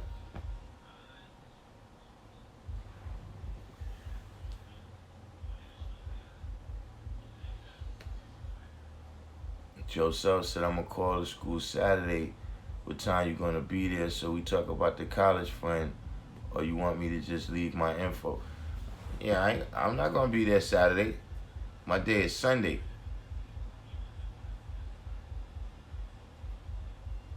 But you know, Sunday's the rally.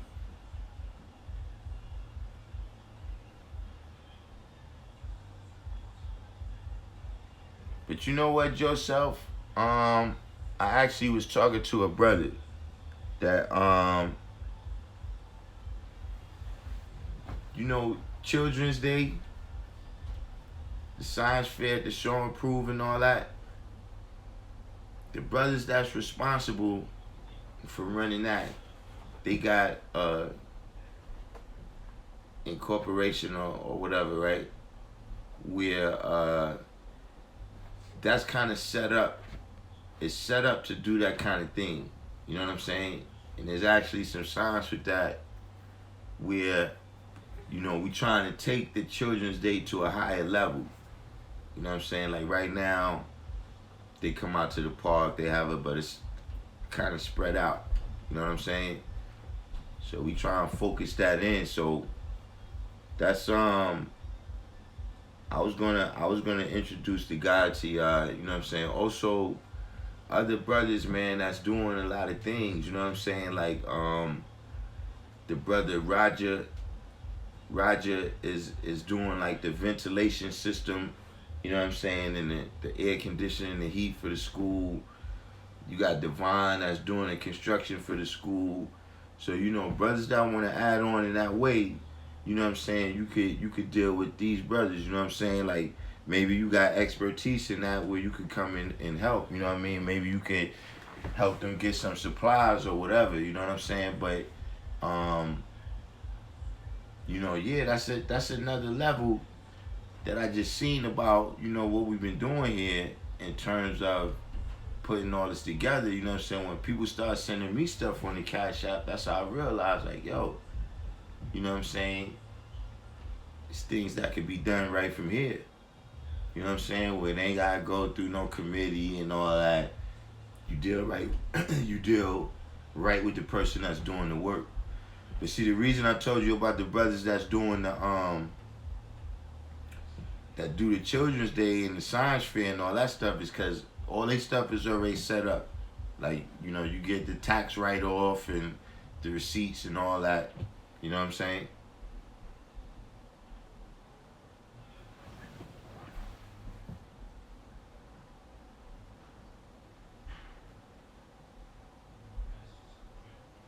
Oh yeah, you gotta see, yeah, sometimes.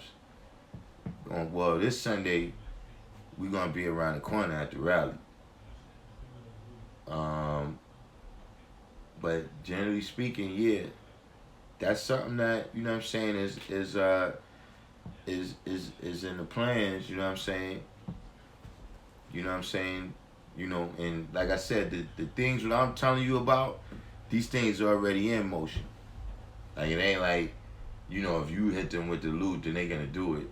Like now we do Children's Day every year. You know what I'm saying? Same thing with the brothers with the construction. You know, Roger already put he put two systems on one side of the school. The other side of the school don't have it. So that's what he got to do now. You know what I'm saying? You know, Divine, he came into the school, you know, it was like urgent matters that had to be taken care of. You know what I'm saying? But, you know, he took care of all the urgent matters, you know what I'm saying? And, you know, now it's just, you know, completing everything up to a code where, you know what I'm saying, we can have the young coming in there, you know what I'm saying, for particular, you know, programs, you know, because it's not like when we was growing up, you know what I'm saying, where, you know, you go anywhere, you know what I'm saying, they, you know, we playing in abandoned buildings and stuff, you understand what I'm saying? So, you know, nobody's coming around checking on stuff like that. But we got different things that we could do with the education system, you know what I'm saying? Like I got people that work in the Department of Education and everything, you see what I mean, that could hook us up where we do after school programs and everything. You see what I'm saying? But I need the location, you know what I'm saying, to be 100%. So, you know, there's things that, yeah, we gotta start working together in that way too. See what I'm saying?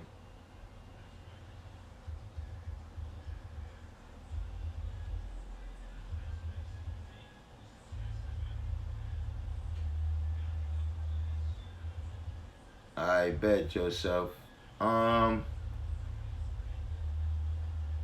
You not on my Instagram. If you look in the description box, there's an Instagram there for AllahChrist and an Instagram there for large fruit. Join those Instagrams and put your information in there. Cause you might leave it at the school, and then depending on who it is, you know, a lot of times you leave it at the school, and then somebody answer the phone, and they not even somebody that regularly be there. So you coming and you ain't getting the message. Musadik, peace.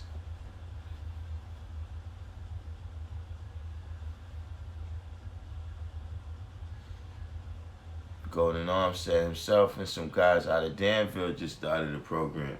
What, an after school program?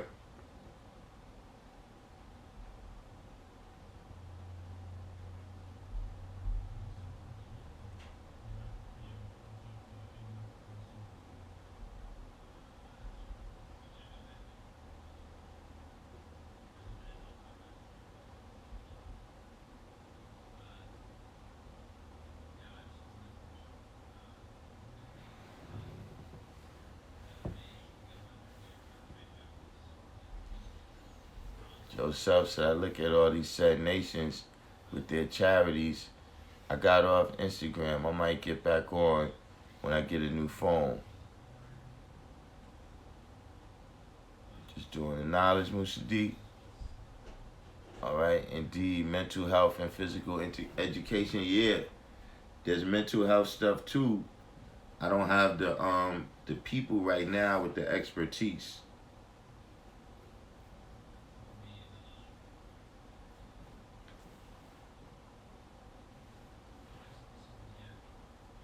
I got one person, and he can be some type of counselor, but he can't be at the top of the what's the name one up.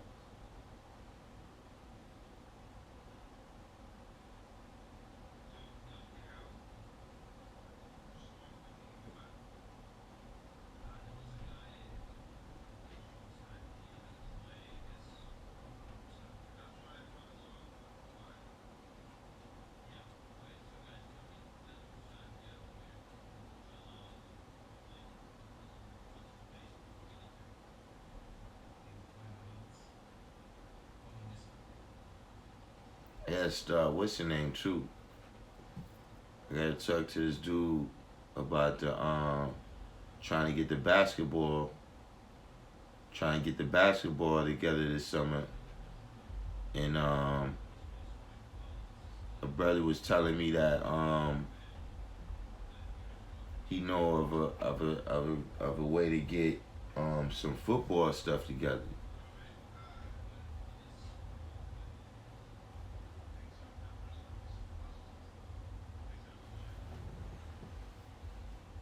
Musi D said non-profit programs or just a program in general. Allah's new peace. What's going on? We got to deal with it all out here. It's wild with these youth. Golden Arms, yeah, that's true indeed. You said not-for-profit programs or just programs in general. I mean, I don't know if it's really non-for-profit programs. There's non-for-profit entities that run programs.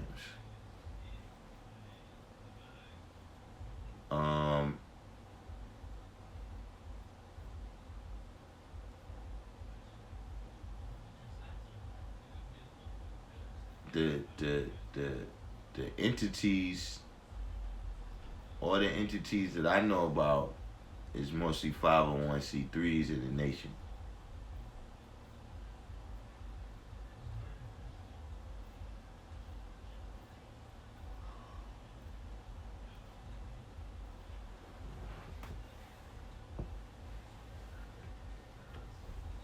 Joseph said, so look, I'm a cook.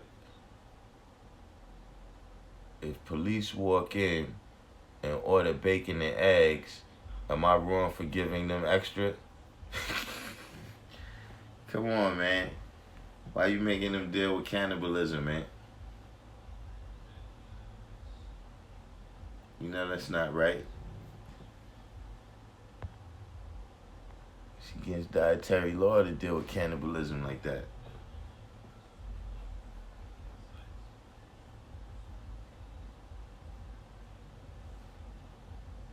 Where you from, Allah?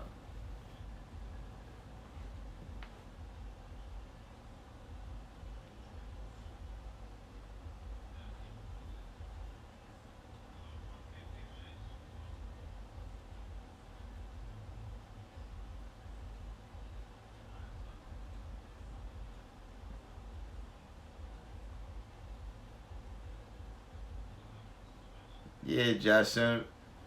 Tell him he wrong for that, man. Cause him to deal with that cannibalism, man. That's even the devil don't do that, man. Like you can't feed. That's how they get that mad cow.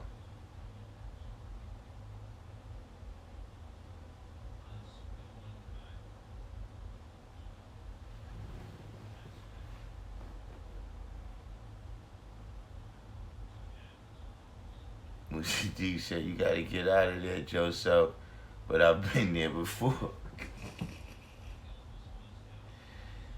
Listen.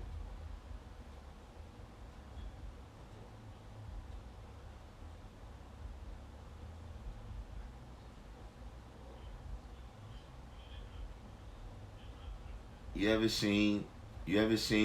been in a donut shop when the cops come in and make their order?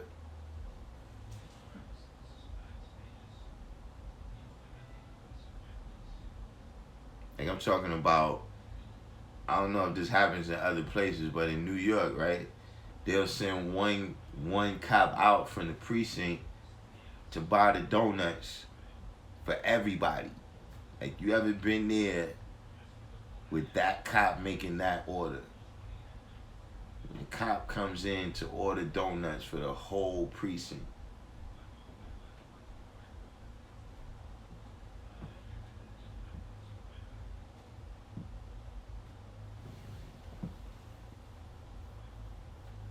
Oh, Allah's in now see. Yeah, who was the brother we got somebody in now see that said they looking for the guys. We put him in tune with somebody, but I think they was kind of far from him. What part of now see?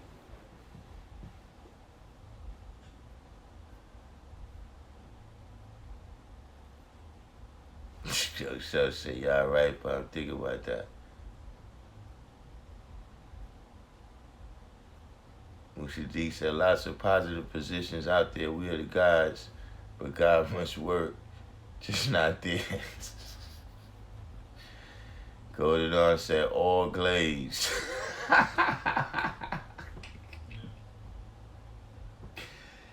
Yo, say, listen. I see they gotta send out more than one person. They can't even send one person. Because see, one person gotta carry the donuts and the other person gotta carry the coffee.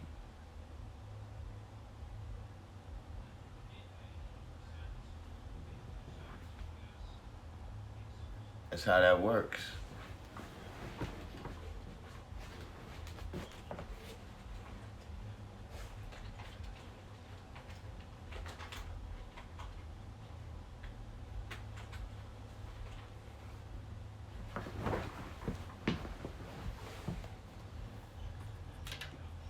How they do things. They don't even gotta go to the gym after carrying all them donuts.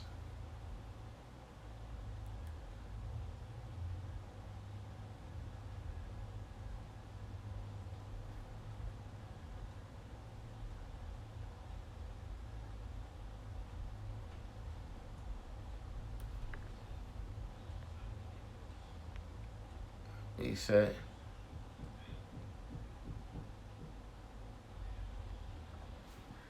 Plymouth. Where's Plymouth?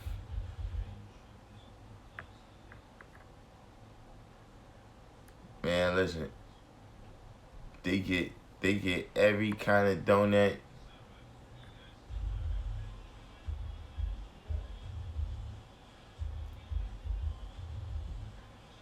Oh, Plymouth, North Carolina. I didn't even know it was in Plymouth, North Carolina.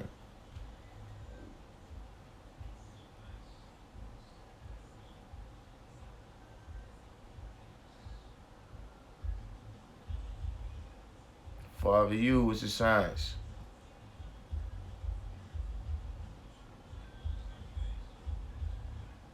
What part is Plymouth? What part is that by?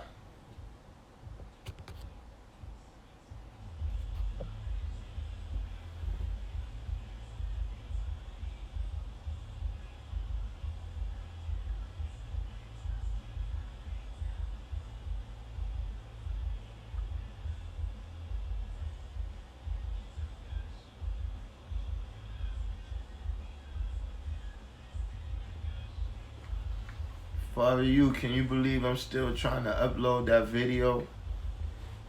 Look, reveal, it's at 85%.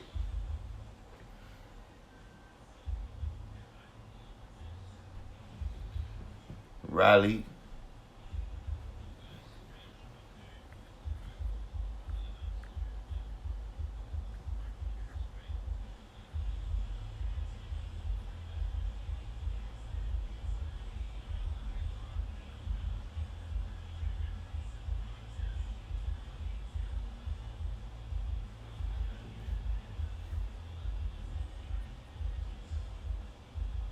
What you talking about, man? It's the Nick screen right here, man. You gonna have to deal with this screen. The Nick screen ain't no joke, man. Championship.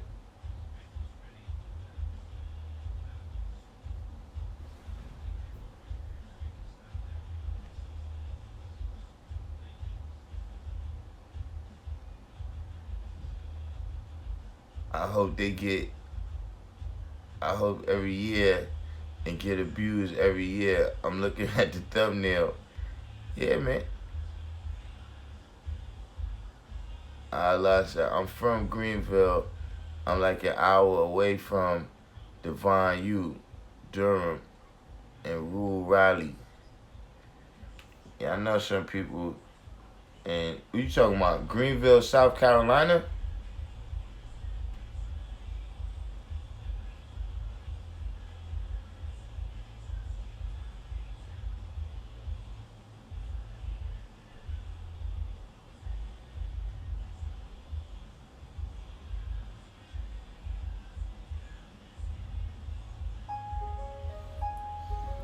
My number one in what league? The NBA?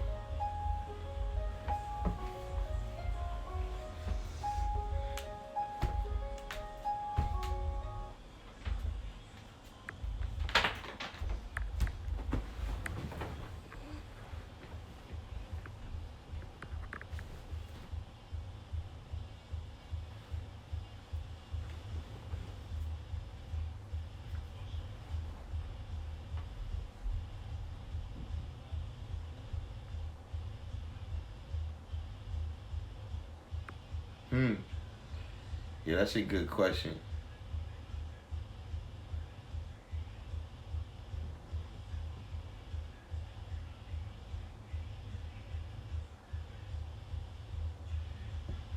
Bucks and the Lakers. I don't like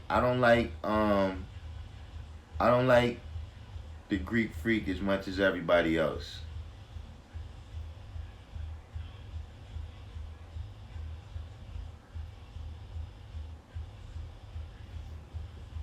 You meant number one player or number one team?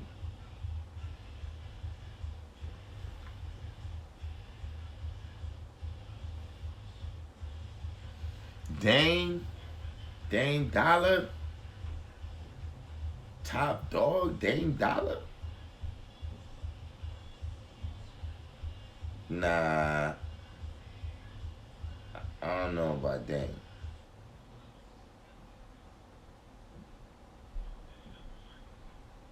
You know, but then again, you know what it is about Dame, man? Why it's hard to tell? Because of Portland.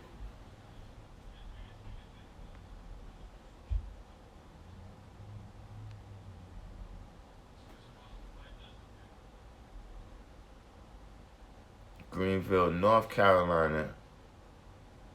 In fact, definitely the country almighty. I'm like 30 minutes from Kinston, North Carolina.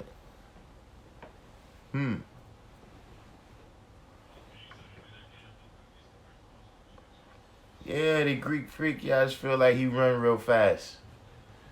He run real fast, and when he put the ball up like this, ain't nobody gonna touch it. Same thing like when KD put the ball up like this to shoot, ain't nobody gonna touch it. But see, the difference is, if you just stand in front of the Greek Freak like this, eventually all that running fast, he'll get tired and start missing. That's what happened last year. Edward Urena Peace. He said he wished the NBA did one-on-one for real bread. Nah, it ain't gonna do it. It's gonna come out stupid. People like Joel Embiid is gonna win.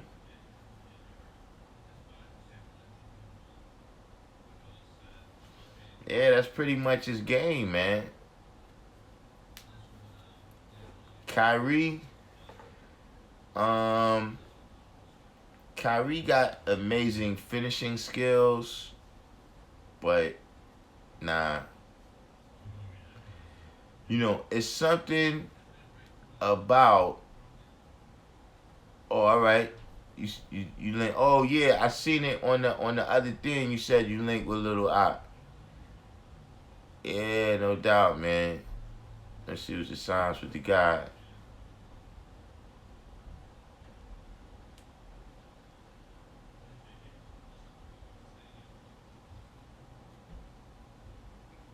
All right. Sadiq said he might go out with what's the name? Yeah, Joel ain't got no work ethic, but he's gonna just sit there and just muscle people down, back people down to the basket, and just dunk on them.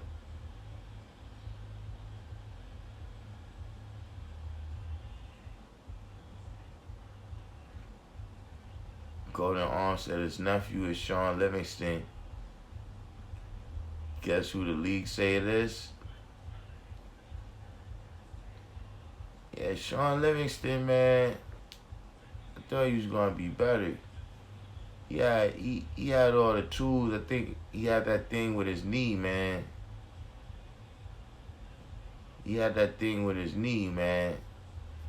And I think there were certain points. I mean, you can't really say that somebody that come off the bench, but it was like, yo, man, Livingston, peace, supreme man with the signs. Livingston, man.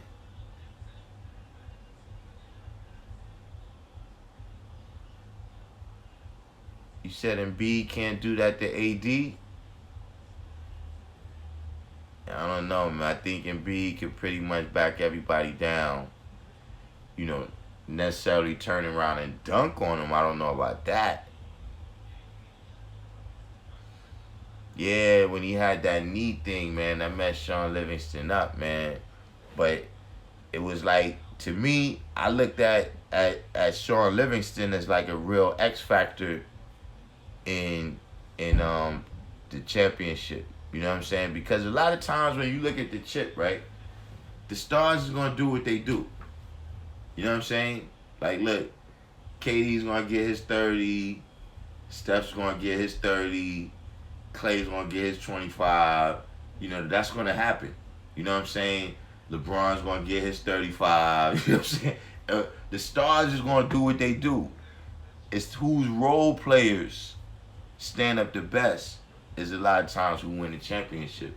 So guys like Sean Livingston that I look at like, yo, he got all the talent. Like, he frustrates me when he don't do what I want him to do, at least. You know what I'm saying?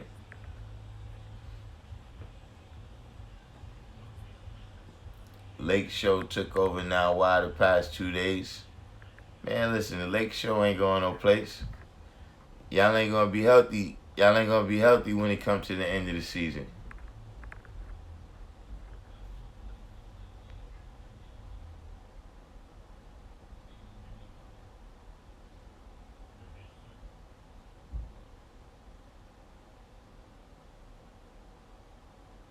Nah, I ain't saying that he not number one. I'm just saying that Sean Livingston is a guy that I always watch because he like an X factor. Right. 793rd said it like, yo, he's mad big as a point guard, man. And he could dominate, dude. Like, when he dominates somebody, he dominate them. He could take other guards in the post and everything.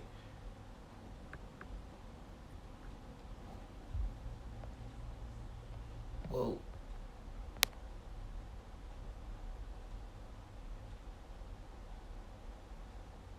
Joe Self said, I'm in Vegas and I got a ticket for the Clips.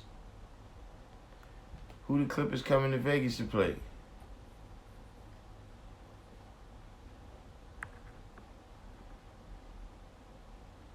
Giannis?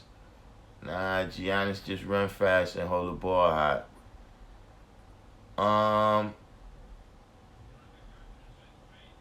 I mean,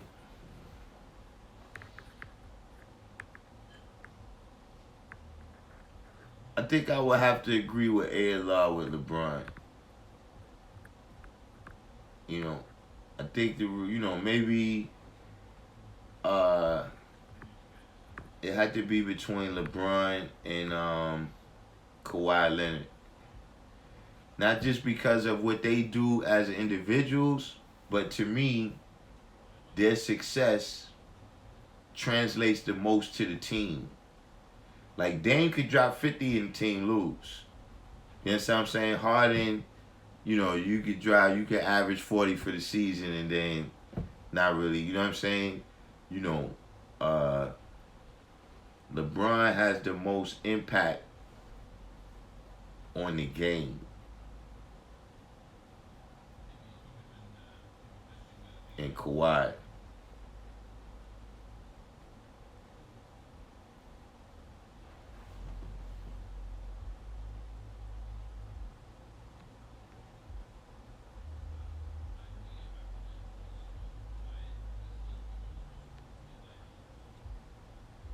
Supreme Man say you can come to the parade with me. Y'all ain't having no parade except Parade of Tears.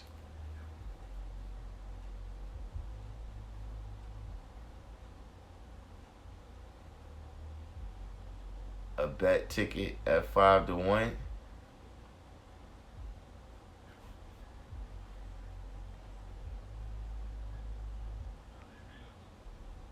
You said Randall should have went off. Randall should have went off on GP against his old team. Livingston had one of the greatest recoveries in recent history after he blew his knee. Yeah, for him to come back from that.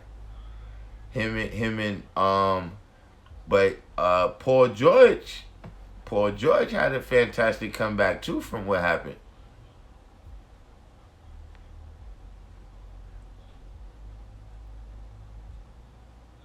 Yeah, I don't think the leg is gonna be healthy at all. You know, has the Brow ever played 75 games?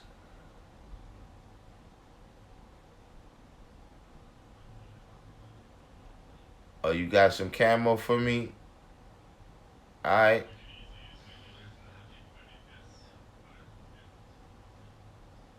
Joe Self said Kawhi is the best two-way player.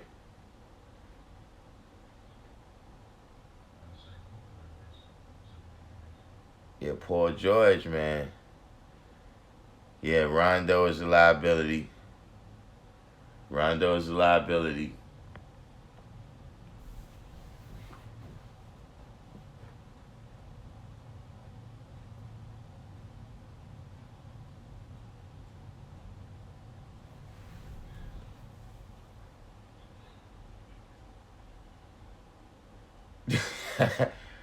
Seven out of third said PG called himself playoff P. Then got knocked out in the first or second round with OKC.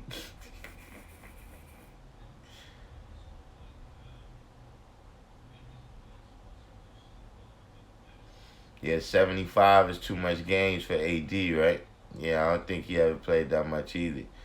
And then he talking about his shoulder hurt on every single play. John Carter, peace. Yeah, nah, I don't think the Lake Shore is gonna make it happen.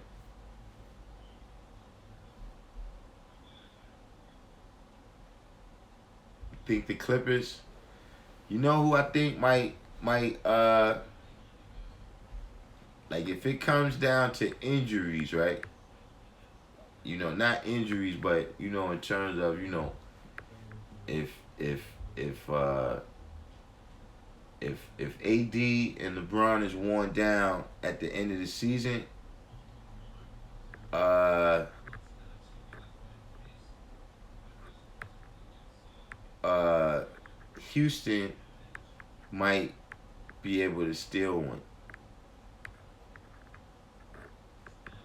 It's still too early for me to really say, but Houston might be able to steal one.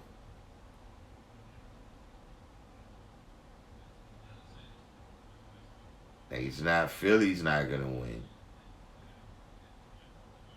Toronto's not gonna win. Milwaukee's not gonna win.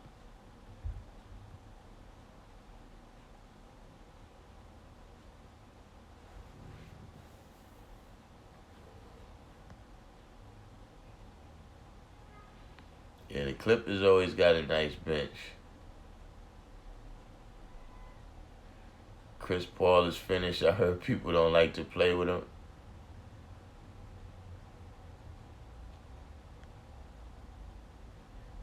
Golden On said, I'm pro LeBron. I don't see them beating the Clippers.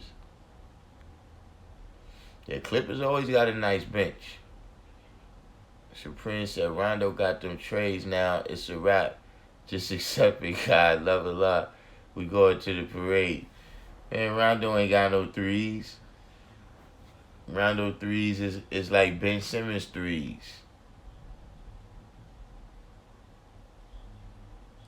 And Houston just got mopped. Houston just got mopped playing Morant and the Grizzlies, who made us look bad. LeBron and them plus someone else.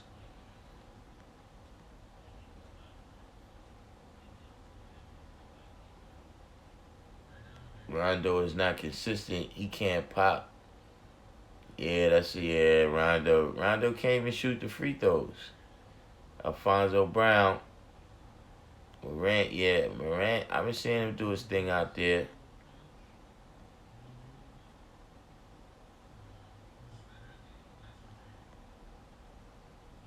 Reveal said, I can't let this go on any longer. AD and Rondo swept Dame 2 years ago. Yeah, that's what I said, though. Dame, I mean, besides McCullough, right? Can you name one person on Portland? Like, I can't think of any of the other players on Portland. So, you know, that does hold back some players. You know what I'm saying? That holds back some players. You know, uh,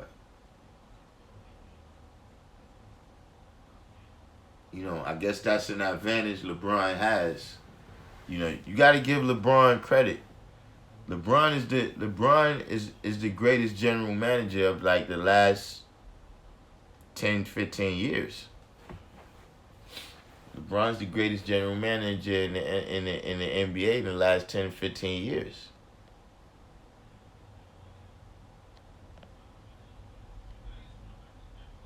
Milwaukee would not make the cut. No chip.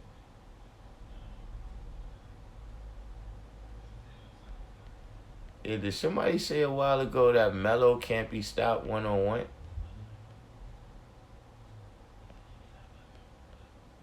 Yeah, Golden Arm said that. Nah, I disagree with that.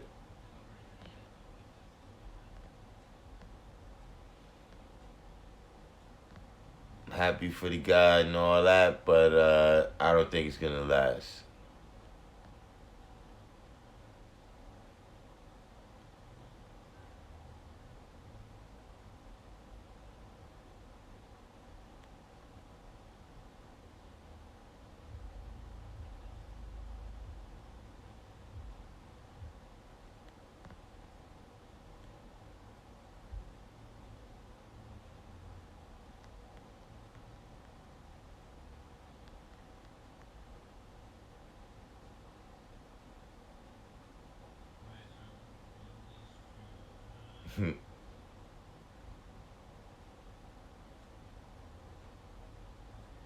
He said Milwaukee's coach did this in ATL.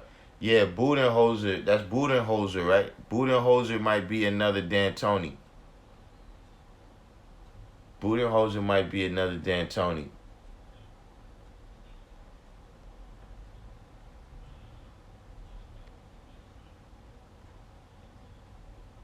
Supreme Man said the Clippers won't get us in a 7-game series.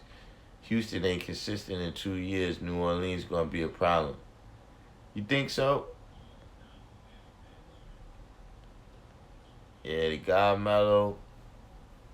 Some things you can't.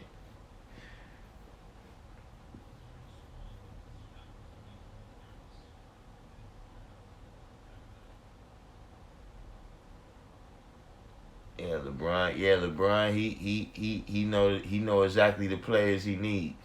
You got to give him credit for that. Timberwolves. It's because the dudes y'all got, man. It's the dudes y'all got. You know what I think? You know what I think the Timberwolves need? But see, that don't really exist in the NBA no more. The Timberwolves need a kind of tough guy that can set the tone. Like Jimmy Butler, I guess he tried to be that guy. You know what I'm saying? And whatever happened, it didn't work. You know what I mean? But they need that person that the team takes on their personality. You know what I'm saying? Like Draymond Green. You know what I'm saying? You know, certain players, you know, the Kobe Bryant, where the team takes on his personality. You know what I'm saying? And maybe if they had somebody that just toughened them up, but just Wiggins and, you know, and then, you know, they got the big man, but the way the big man game is right now, you know, the big man, you know, you could always say your big man was tough, but I don't know, man. Towns, he got to get out of there. He got to get around a point guard. He got to get around a Gary Payton type point guard that's going to slap him in the face when he do something soft. Kobe Bryant, he ain't going to play like that. See, Kobe Bryant would have made him fight that. Kobe Bryant would have made him fight and beat again. Like, nah, son. Soft.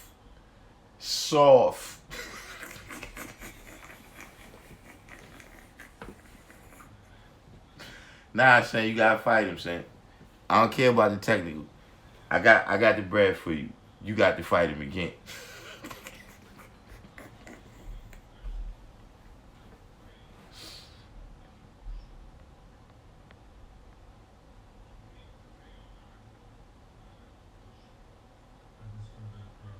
Oh, shot. Musaddiq already said it. The Wolves' problem is they're soft.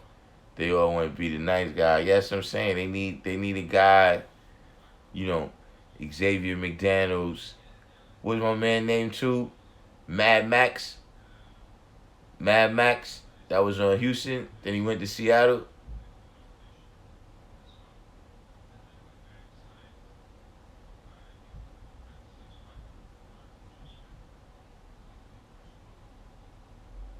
He said Twin Senior on your squad is trying to take the Rashid type stance. Yeah, Rashid Wallace.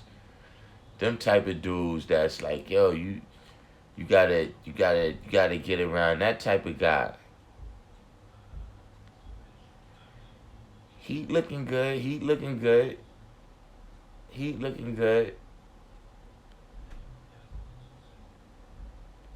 Yeah, Cat. He's yeah.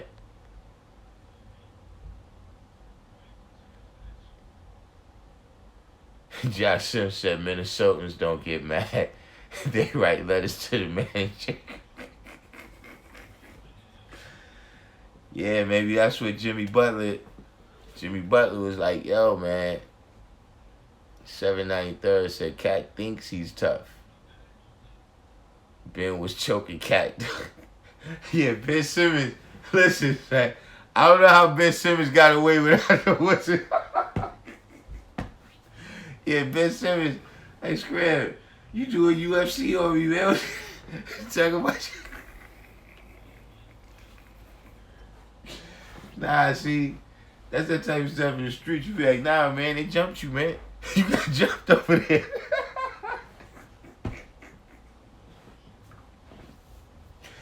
Like, I don't even think Cat was gonna be on the bottom if Ben Simmons ain't come in, man. Right, Patrick Beverly. That's another person I'm talking about. Somebody that's tough, man. Like, nah, son. Nah. It's not how we do.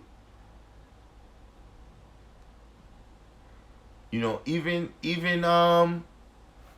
you know, he said just now people don't like playing with him, but look, Chris Paul will let him know, man.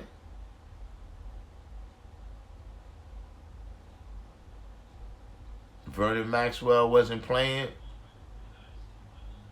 Morris Sr.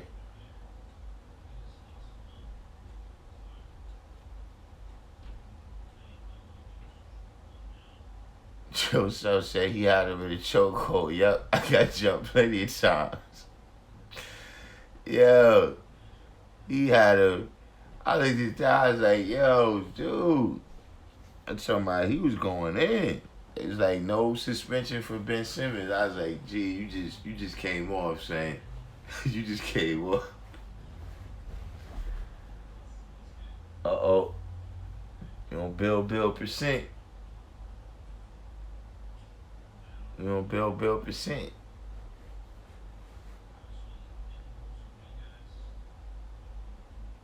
Simmons must have got away with the same exact way Ingram did when he punched CP3 in the face from across the room when Rondo spit at him. I missed that. I just caught when Rondo caught him. You see, this ain't the days of Chris Childs, man, where you could just pop off. Now that might have been the funniest fight in sports history.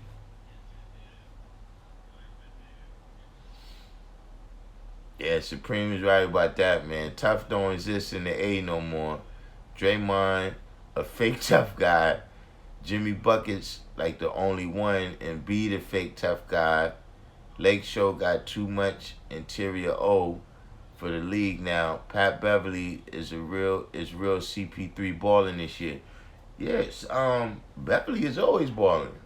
I like Beverly, but I mean, I can see what you're saying about a lot of dudes is fake tough guys. Cause see, that's what a lot of them. They just dudes that they set. You know, when you 7 foot, you not really running into people your size. You know what I'm saying? So yeah, you pretty much, especially these dudes where they only doing like 1 year in college. So in high school, how many other dudes 7'2", 270 that you running into? You know what I'm saying? Then even when they get into college, most of the people that's good, they only was there 1 year, so you don't really have to play against them. And then the other dudes, they not like that. So you get all the way to the pros, and you feel like you tough. But then when you get against other dudes, like you get out there, and it's somebody like Kendrick Perkins, you know what I'm saying? Kendrick Perkins elbow you. What you gonna do?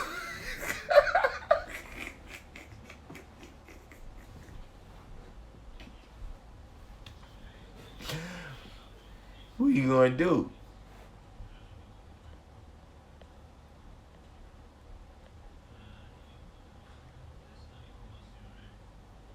The Lakers interior O ain't gonna mean nothing, man. Yeah, Jimmy Buckets is the truth.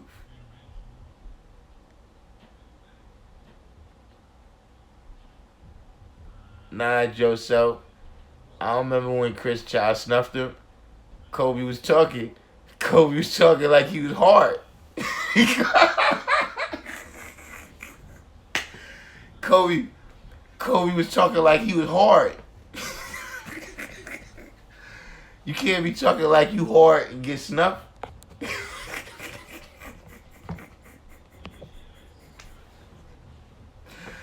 What you talking like you hard, it's already on.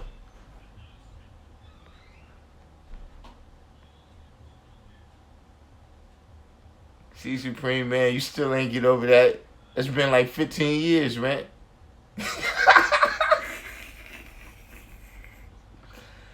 Look at it this way. Kobe made the most money.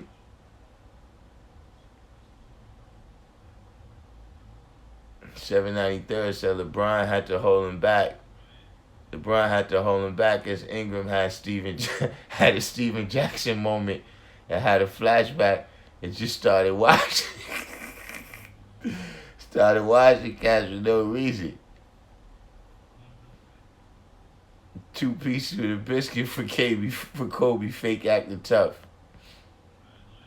Yeah, Meta World Peace. That was a wild night over there. But if you really look at the tape, Meta World Peace wasn't really wilding. Like he went out there and he just grabbed the dude and he was like, "Yo, did you throw that?" Then somebody else, like everybody else, was really going crazy, but he didn't really go up there mashing like he could have.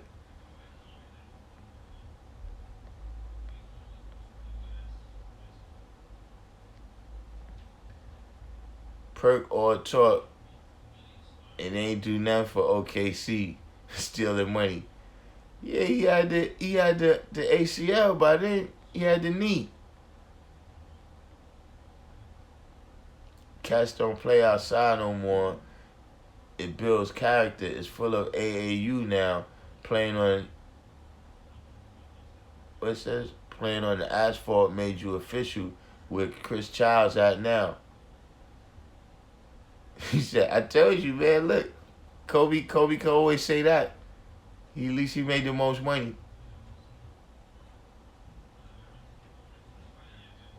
Yeah, man. 2 pieces in a biscuit. You can't be a tall dude and get in a short man face. Talking like you hard. But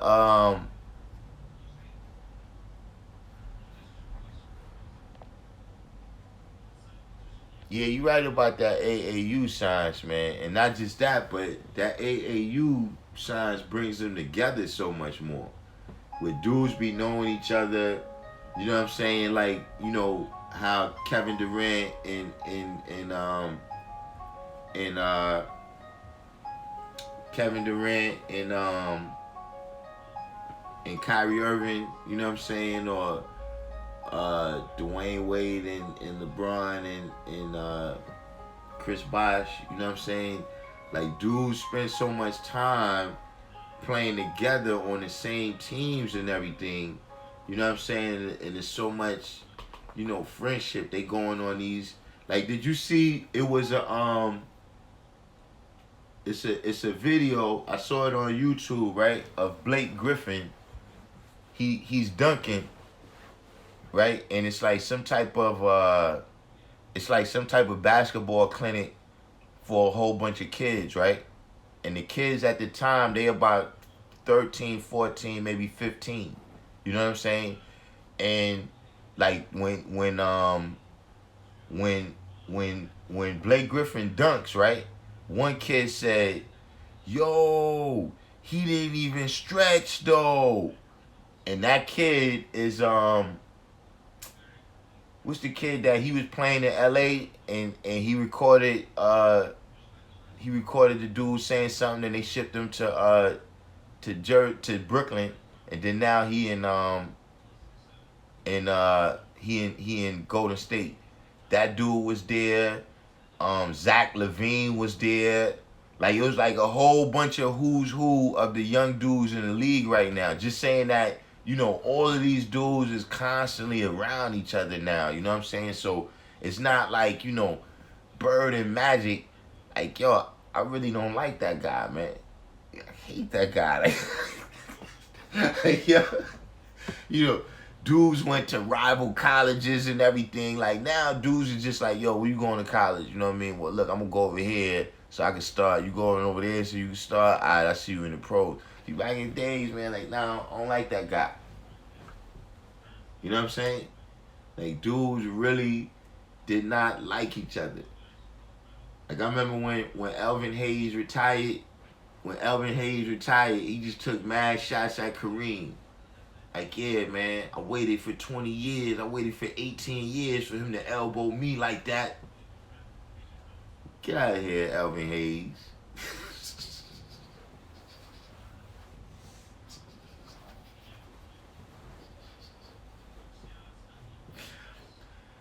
Yeah, man. Yeah, D'Angelo Russell, that's his name.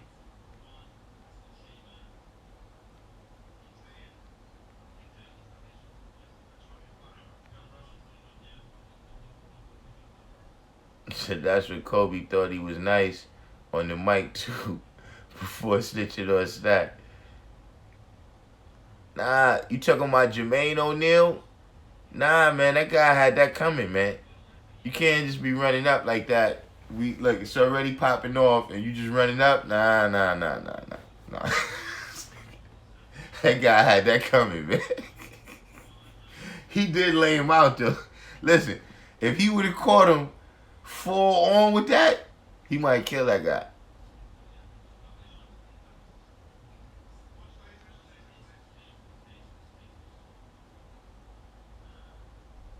Nah, 793. I'm talking about. Remember when he came back down on the court and the white dude tried to run up? Like I don't know what he was thinking, man.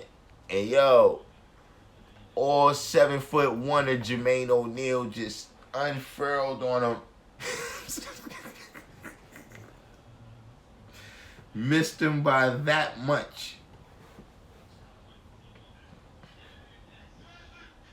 Joe Sell said the Savages in Detroit started the whole thing.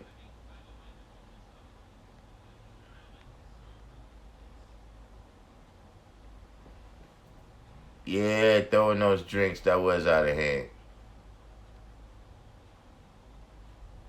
Took me back to high school days, fighting in the stands and all that. Never blame Ron Ron for the true war, for the true warrior.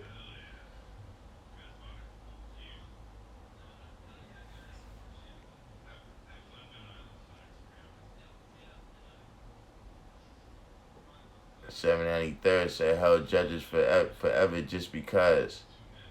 Big man for no reason. Yeah, LA shipped him out of there. Yeah, that's. I don't know what he was thinking when he put that up there, man.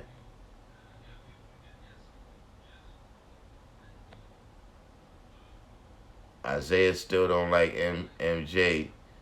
I still don't like neither of them. Yeah, that's one thing, man. I agree with Jalen Rose when he said that. That look, I rooted against Michael Jordan for his entire career, besides the Olympics.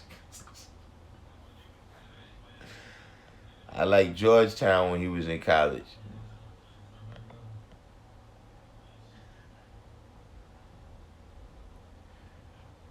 Reveal said the fight with Dr. J and Larry Bird. Which one? Cause they have more than one. You talking about the one? You talking about the one where Charles Barkley was holding him? Charles Barkley was holding him, and Dr. J was just beating on him.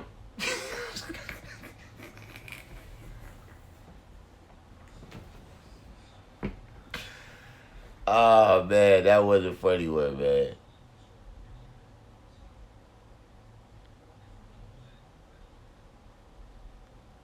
Yeah, Auburn Hills went up that night. Oh.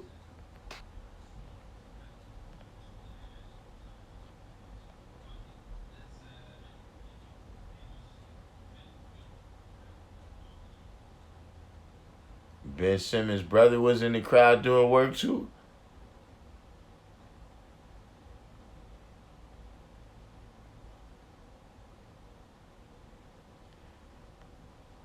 And I ain't hear about that.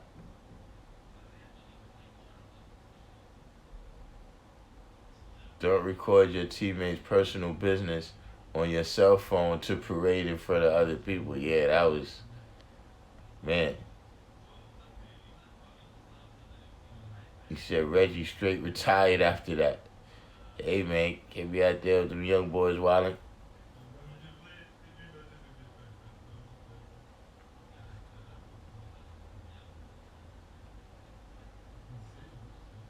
Your college team is UNLV. Still right now?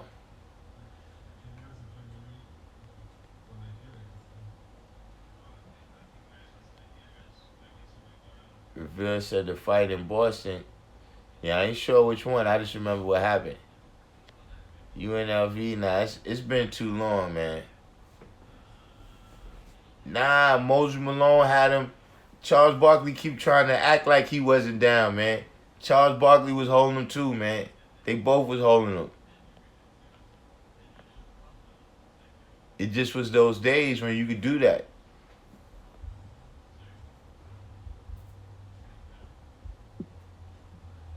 Yeah, Ben Wallace.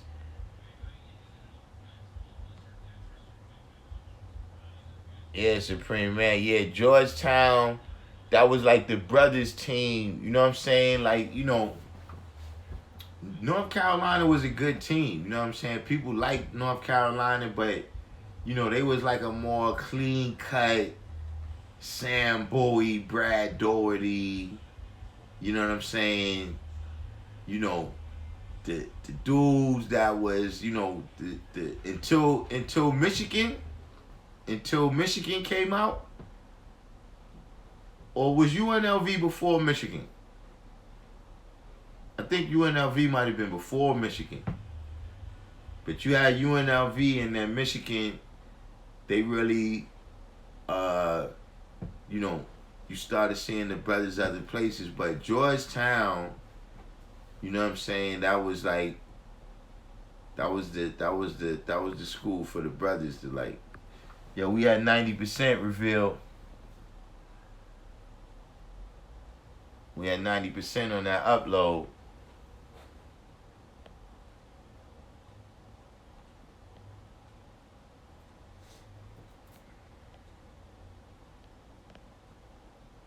UNLV, but I'm saying, when is the last time UNLV been good?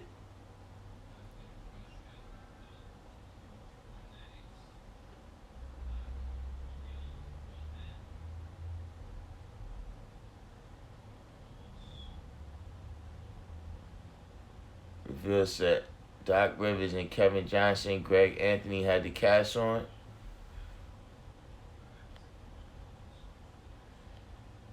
Nah, that college team. John Sally said Isaiah started hating Jordan because his nephew was wearing a Jordan jersey. Yeah, I did. I don't know about just wearing a Jordan jersey, but um, Isaiah Thomas was the greatest player in Chicago, you know what I'm saying, before Michael Jordan got there. Even though he was playing for Detroit, he was from Chicago.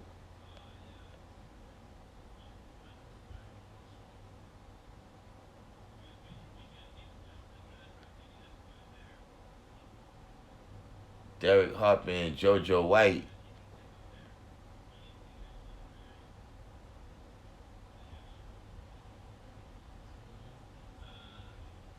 Yeah, Derek Harper became a different Derek Harper when he got on the Knicks, man. He took on the Knicks personality. Golden Arm said, I only mess with North Carolina because my high school colors was the same. Joe Sub said, I can't wait for the finals.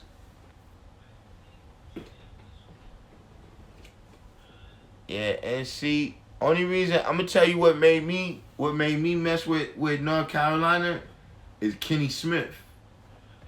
You know, Kenny Smith in high school was a legend, man. Like Kenny Smith was, you know, dudes would read the paper to see what Kenny Smith did. Just how much Kenny scored last night. Kenny Anderson too. Mark Jackson. So the schools that they went to, you know, they kind of gained a little, but that was the reason that I watched it. So that's what I'm saying. Like when Michael Jordan came on to North Carolina, Kenny Smith was already there. So I remember seeing them, but I didn't really, you know what I'm saying? Because they wasn't my team. I was watching them because of Kenny Smith.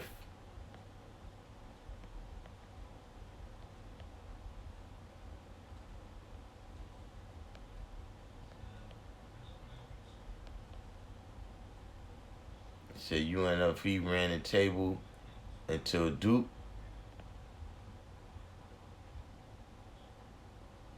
Yeah. Duke, you know, different teams went for different reasons. Michigan was 92. Yeah, I think Grandmama was like 89, 90. I think UNLV thing was like 89, 90 when they was winning. Yeah, Larry Johnson, Stacey Augman, Greg Anthony. There was somebody else on that team too that made it to the pros. Dude that used to jump real high. The Heat versus the Knicks, 94, 95. Talking about when Van Gundy had to get into action.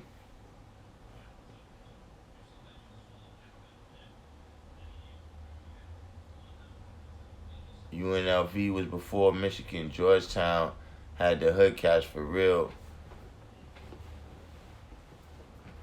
Mad B. Mecca Brothers, Pat Ewing was from Black Medina.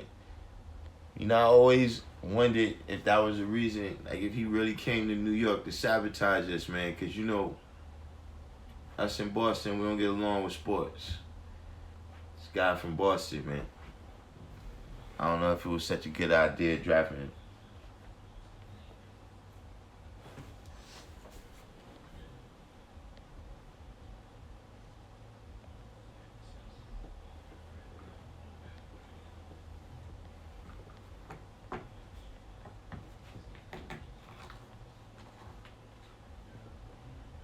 Thomas is a Chicago legend from Cabrini Green Projects. Yeah, but Jordan still replaced him. It displaced him. You know what I'm saying? As the most legendary. Like, does Isaiah Thomas have a statue in Chicago?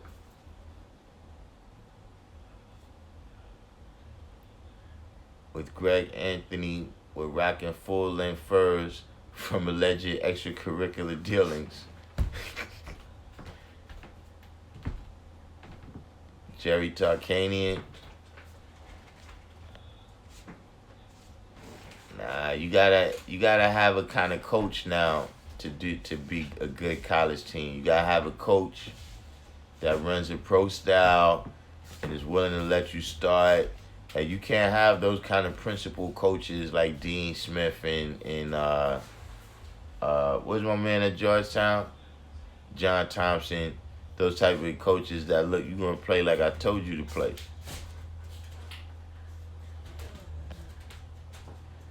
New York point guards ruled the 80s and early 90s. Yeah, that was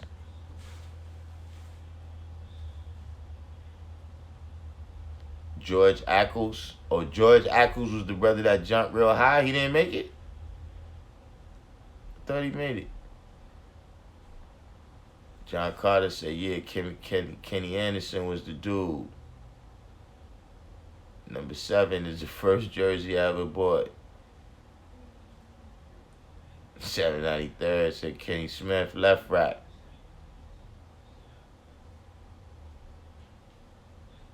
Kenny Anderson from over there too. Rod Strickland, yeah. Rod, you know Rod rests right there on 127th Street, right? I see Rod all the time.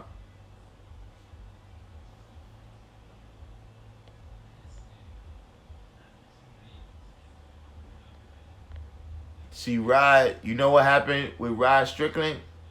He's from the Bronx, but he went to school at one of them Christian that school, like one of those schools like LeBron went to, where it's like a basketball type academy. I think it's down in Virginia.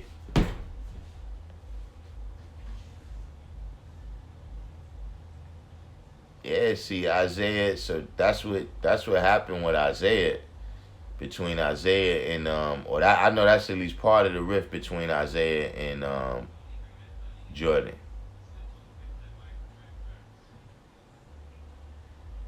He said Knicks fans will never let Pat off of no hook. That's why they won't ask him to coach ever. It's also I always thought Dwight Howard sabotaged Pat Ewing's chance to coach. Cause it's like, one would expect for him to have Dwight Howard, being a little more legendary than he is. You know what I'm saying? He did some legendary things, but I don't know if he's really a Hall of Famer right now. Dwight Howard. You know what I'm saying?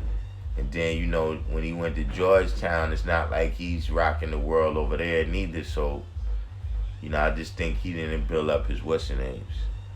But I was tight that we didn't get Mark Jackson. But I heard Mark Jackson, like, he's on some religious, like, holy roller stuff.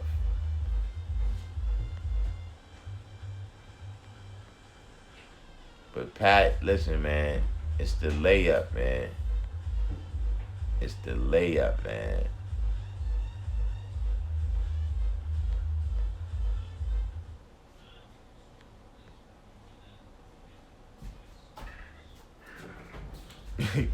Joe Self said Kenny Anderson was my first official jersey. Before that, I had the jersey that sticks to you. Yeah, Chris Mullin and St. John's.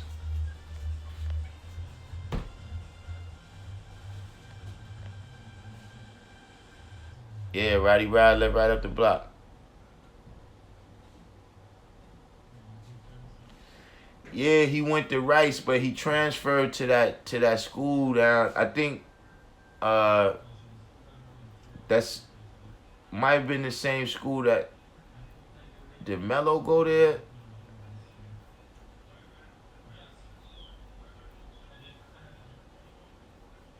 I'm trying to remember. I think it's something school. It got Christian in the name. Yeah, Oak Hill Academy. That's it. Yeah, he went to Oak Hill. Where's Oak Hill? It's in Virginia, right?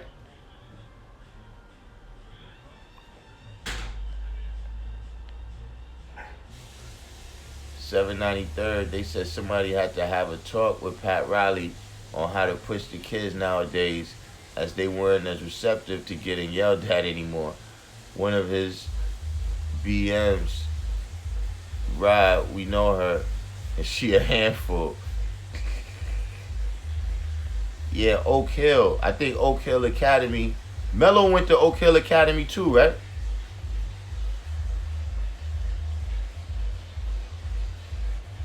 Joe Self said they trying to phase all black coaches out of every spot. Joe Self said, when was the last time a black coach hoisted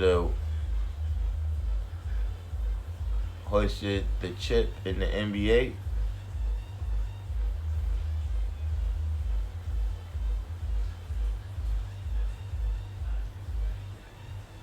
Tyronn Lue?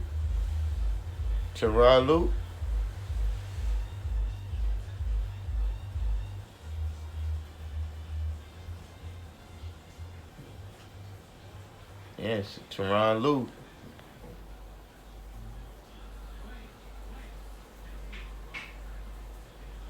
$793 said took Dwight all these years just to learn how to play and be coachable. Yeah, see, at the end of the day, I don't think it's Pat's fault, because at the end of the day, Dwight's been around everybody. Like you've been around Pat. You've been around Kareem in LA, Kareem and Shaq. You've been around Mikhail and Elijah Wan in Houston. Like you've been around dudes that mastered this thing. So it's something about him that he's not teachable.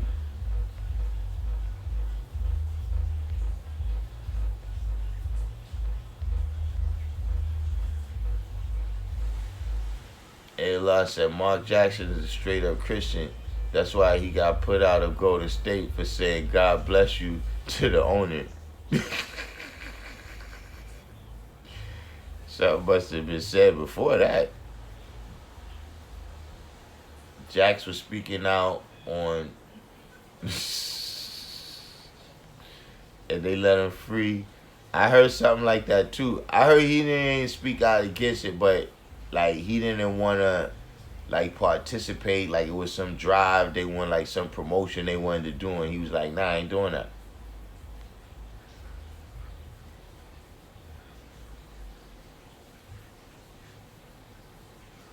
Joe Self said it was because he was going to get a chip. Yeah, I recall that when Kobe was calling Dwight soft, when he was in the huddle. Soft.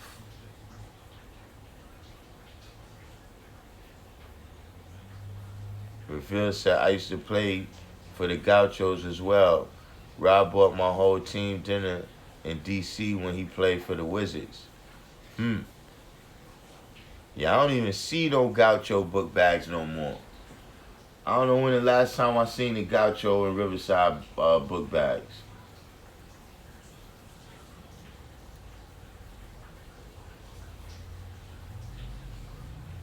You know, the Gaucho and Riverside book bags used to be like JanSport strings.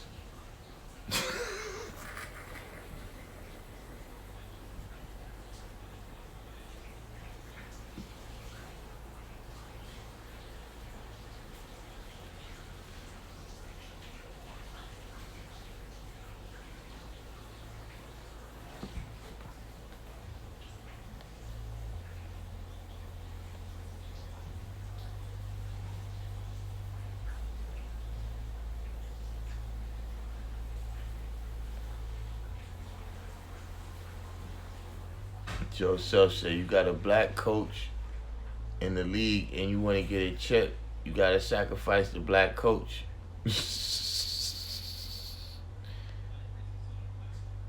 Yeah, Supreme Man said Oak Hill is in Virginia. There, yeah, that's where Rob wasn't in the paper as much up here.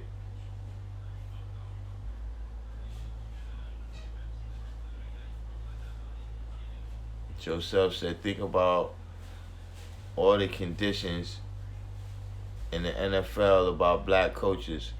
2 weeks ago, now nothing. I'm saying, man, the rest of them coaches, they wasn't exactly Tony Dungy, man. You know, and what's my man in Pittsburgh? And you know, you gotta be good too, man.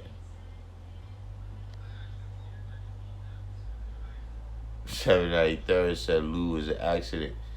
Nah, he not the only one though, Lou. Doc Rivers got one. Yeah, John Carter said Doc got one.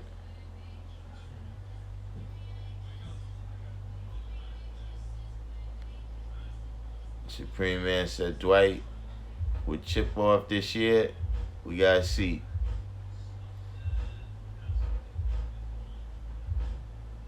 Oh man, is that what the issue is about Golden State's owner? Yeah, I guess you can't be a holy roller.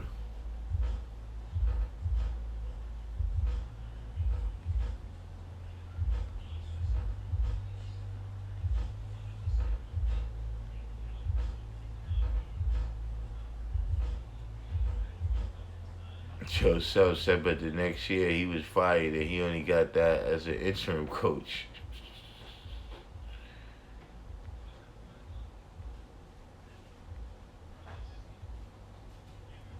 793rd said Howard Bynum in retro. I give Kobe credit for getting one even associated with them big softies. Lucy D said it must have got real tough.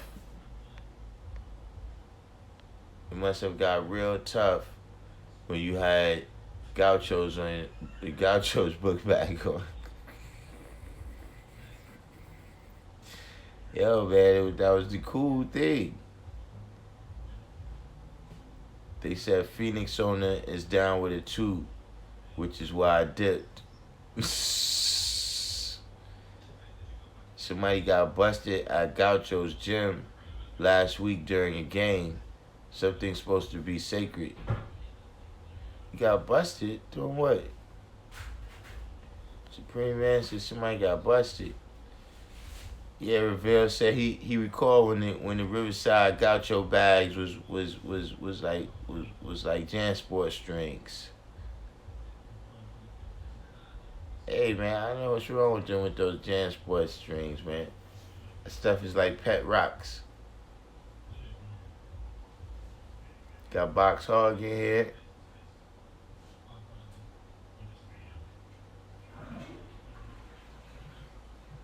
Yeah, man.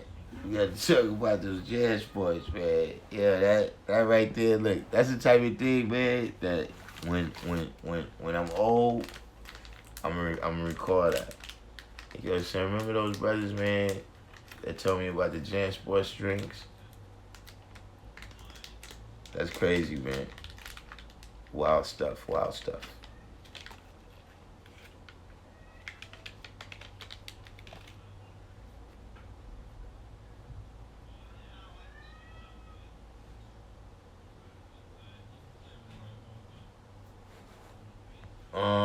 Well, look. Oh, somebody got shot at the game? Get out of here. Yeah, man. People wildin', man. Yeah. Oh, man. Inside the Gaucho gym?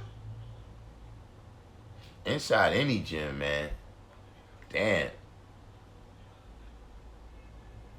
That's crazy, man.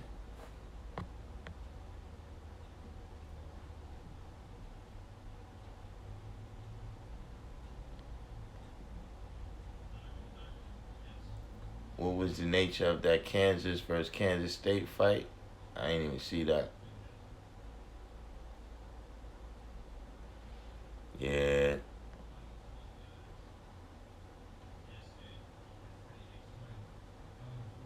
Joseph said you right about about the coach on the NFL, the black coaches, some of the past ones not being so good, but the up and coming black coaches ain't getting an interview. Yeah, I really don't know who's out there.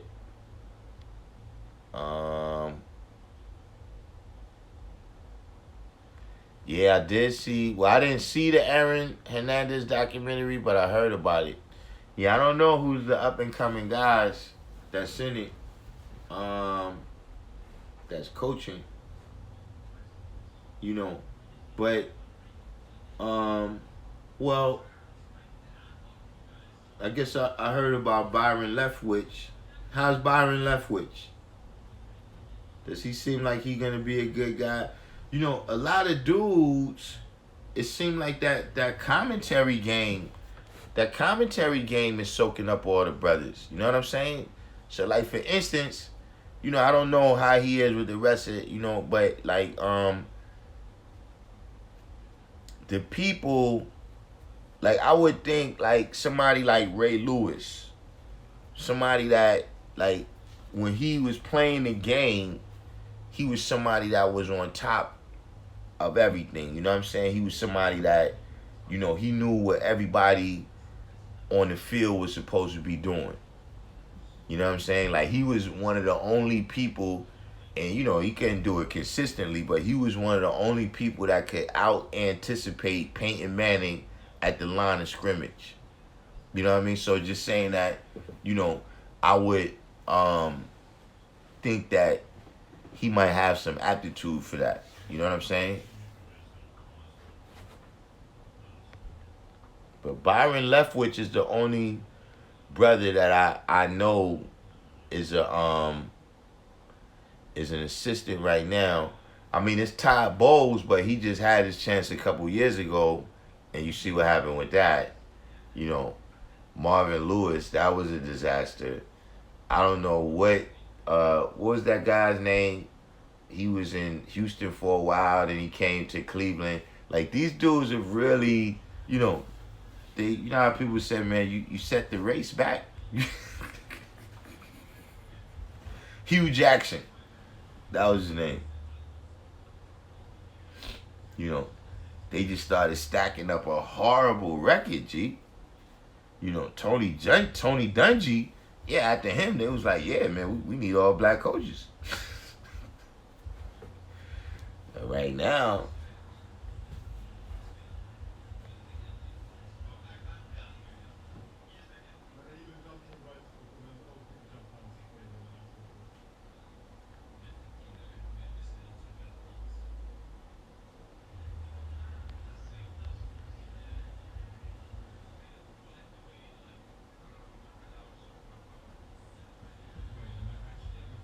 Joe Self said Doc Rivers was Boston 1, and that was 10 years ago. Yeah, it's starting to be a little minute. But it seemed like that's like a common denominator that the black coaches in the NBA level, right, that they be abrasive. Because I heard the same things about, you know, not necessarily religious, but what was the guy's name? Avery Johnson. That he was a good coach. He took his teams far, but it was just something about his personality. He never got along with his front offices. You know what I'm saying? Sam Mitchell never really got over the hump. They got this dude. He's doing his thing. The dude in I think he in New Orleans now. Alvin Gentry. Alvin Gentry does his thing.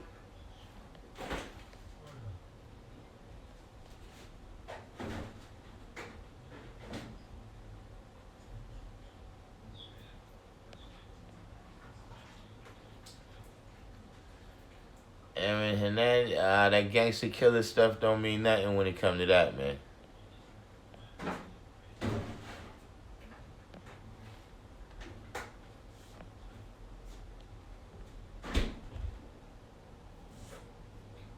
Damn, Supreme, man. Was the kid actually playing in the game, or was he watching on the side? That's crazy.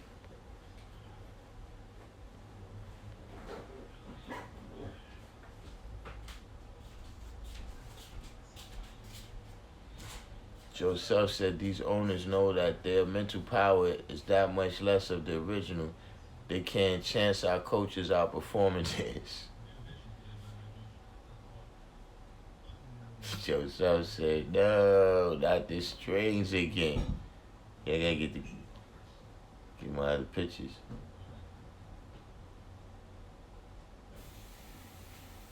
See, the original people physical feats are already on display for the world to see. They fought so long against black QBs. I'm saying due to knowledge. Yeah, I ain't gonna front, but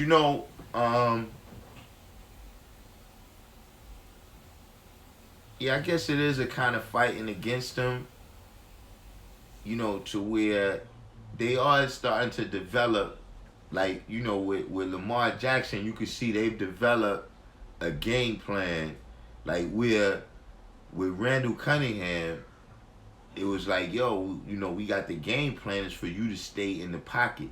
You know what I'm saying? But if you do that other stuff, we're not gonna put you on the bench. But we don't know how to design plays for that. You know what I'm saying? With Michael Vick, it was a little bit better, where it's like, yo, this kid is really fast. We gotta make some plays and take advantage of that. But now with Lamar Jackson and Deshaun Watson and these dudes, they got it totally built in how to use their skill set. Whereas it was kind of designed for Tom Brady's and Peyton Manning's. You know what I'm saying? That's who most offensive coordinators, that's your dream. A dude who could just sit back there and just pick cats off. You know what I'm saying? But you're right. As far as the quarterback game, I agree with you on that. God, I see him. Peace to the God. A Musa said Marvin Lewis may just be the worst with the longest chance. Yeah, Marvin Lewis was there for years, man. The commentary equals fame and money. The devil promises the riches to the citizens of his nation. Joseph. Yeah, and I think it's also a certain thing too, because I heard Kenny Smith say this, right? When he had a chance to be a coach, is that, say you go to be a coach, right? And you burn out, you don't make it, you know what I'm saying? Depending on, how good you did, you may never get a chance, and then you like washed. You know what I'm saying? But he like, yo, with the commentary thing, I could just do this. You know what I'm saying? Like, I got my lane, I could just do this.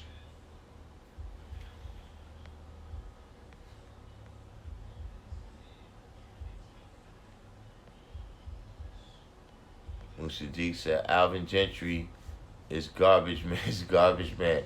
Let's be for real. I'm saying he do all right. He he gets very bad teams. I think it's one of those situations kind of coincide with what y'all saying. It's like, yo, it's so hard for a brother to get a job. You got to jump on whatever situation.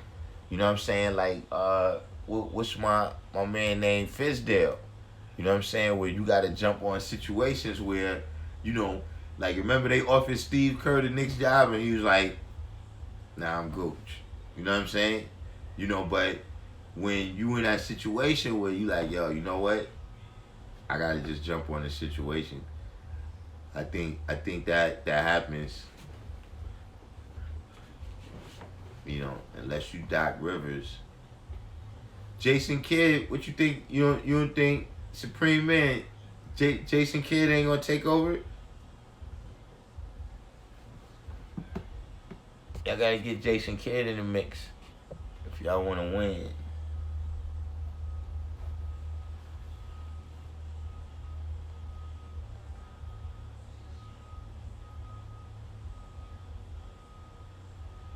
Yourself, but who is these coaches, general managers? Yeah, that's what I'm saying. Like, the brothers, a lot of times they be on the horrible teams, at least in the NBA. You know what I'm saying? But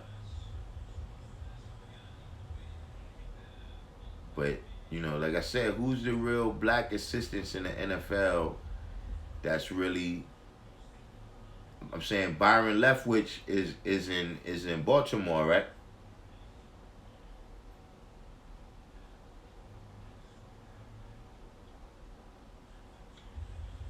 That's who messed up too. You know who else? You know who else gave him a bad name? Herm Edwards.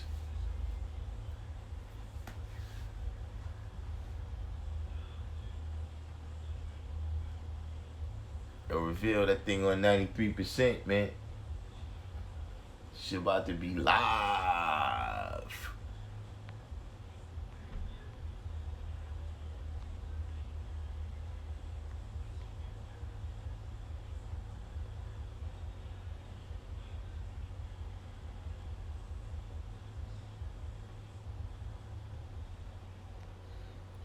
No doubt, Supreme, man.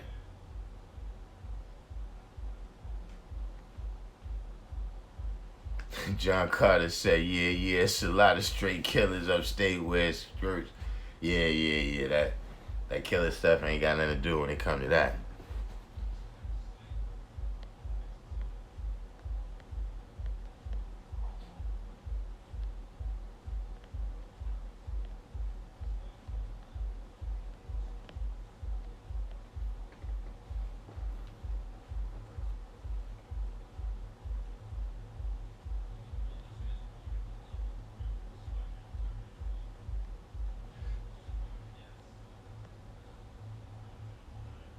It's just we know white supremacy is systematic, and the foundation. What happened? And the foundation of every system they manifest. But you see Mahomes, right? And you got Watson and LJ. Kill the black, save the brown. Ain't this like the 100 years of the NFL? Yeah, I mean, you know, right now. But if you notice, you know what I'm saying. You know, they not on, you know, it's not the Dallas Cowboys or the New England Patriots, you know what I mean? Like a team that has that, you know, even the New York Giants that has that all-American apple pie type image. You know what I'm saying? Like, you know, the Thanksgiving teams. the teams that play on Thanksgiving and Christmas. You know what I'm saying? You know, you still don't see it over there.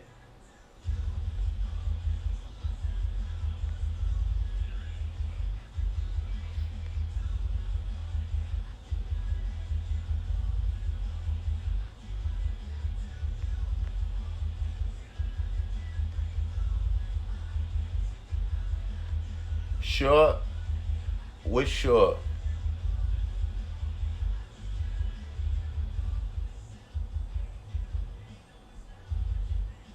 Yeah, Jason Kidd is assistant coach in LA. That's what they said. They brought in their insurance policy already. They said somebody wanted Jason Kidd and somebody else wanted the other guy, so they brought them in like that.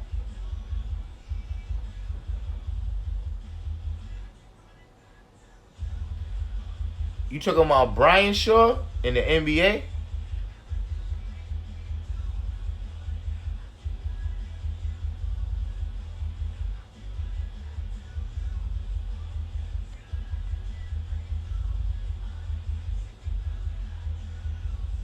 Johnson, yeah. I mean, yes. It's at 94% now, man. It's at 94%. It's creeping into position. Yeah. Every time, let y'all check that out.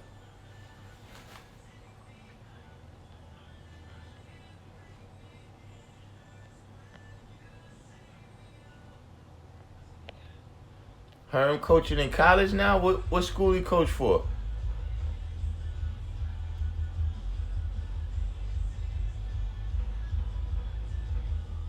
Yeah, Fizz. I mean, I'm gonna tell you something, man. They set Fizz up and did him dirty, but I also thought Fizz wasn't the guy. See, that was the reason why I wanted Mark Jackson. Because, you know, Mark Jackson, at least in terms of the fan base, like you said, it's whatever politics behind the scenes. But in terms of the fan base, you know what I'm saying? Mark Jackson, born, bred, played high school here, college here, pro here. He's a New Yorker, New York accent. You understand what I'm saying? And he got the cachet of having put together Golden State. So between that and him being a New Yorker, the fan base would have had the most patience with him. You understand what I'm saying? Because it would have been like, yo, look, you done seen me do a little 2 or 3 year plan and put things together. Let me get my people in place. Let me get my right players what I know to do. He would have had, he would have had more patience. Like, as soon as things start going bad, it's like, yo, his Fizz got to get out of here, man. Yo, what's Fizz doing? Because he already, everybody kind of wanted Mark Jackson or Pat Ewing. So already when you come in, it's already like, man, then you not like that. So it's like, man, you talking about you going to get KD with this guy? You know what I'm saying? So he definitely got set up, man.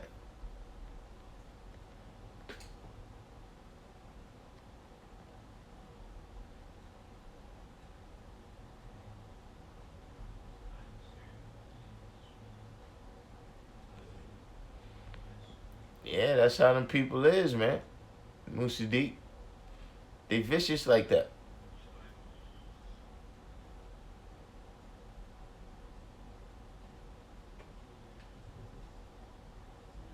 See, a black coach while GM, that's that boule stuff, God.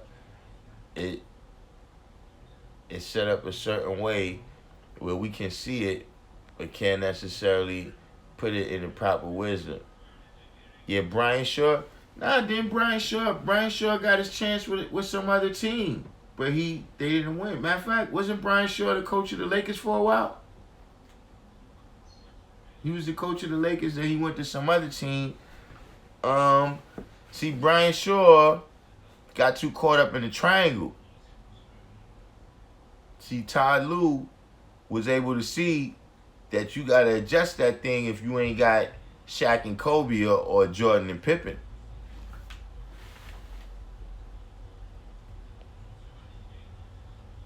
Herman's at a D2 school? Get out of here. Joe Self said it's just something fishy going on. 793rd said billionaires at the top must not be feeling Mark Jackson, even though they kept Hornacek for years as Phil's man. Yeah, I get,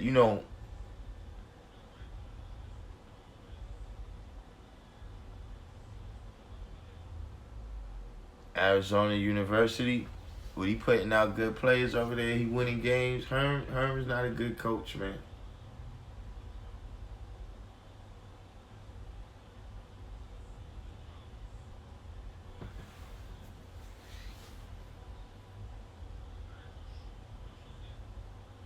Yeah, copy on that T. Lue versus Shaw stuff with the triangle. Yeah, that triangle, is great as long as you got stars. You know what I'm saying? But, if you got anybody in the mix, like how you saying like a Ray John Rondo who can't shoot, nah.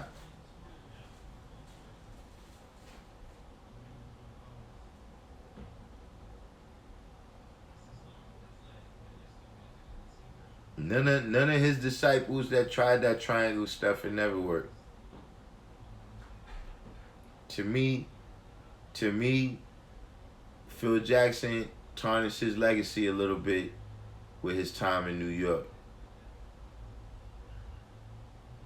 And he's still a great coach, you know what I'm saying? Arguably the greatest.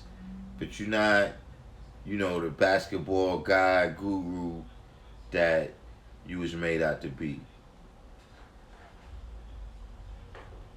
All your Zen stuff and all that, you didn't bring that to New York with you.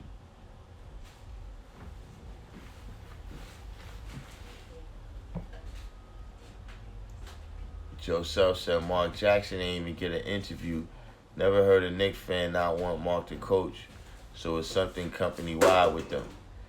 Actually, it was this one dude on Twitter that was telling me that, yo, Mark Jackson doesn't know how to coach situational basketball, and Fizdale is great, and he's better than Mark Jackson. It was just one of the things like, yo, there's only one thing I heard dumber than that.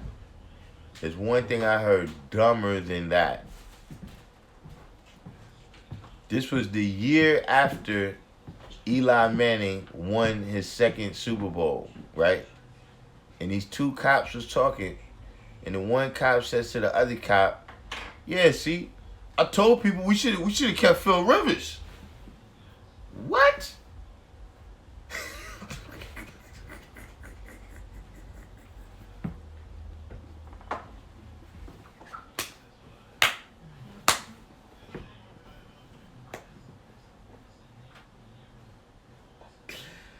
That gotta be the dumbest thing I ever heard. Should have kept Phillip Rivers. You mean no championship having Phillip Rivers? You talking about Phillip Rivers that had LaDainian Tomlinson and Antonio Gates? Couldn't win Phillip Rivers? Stop it.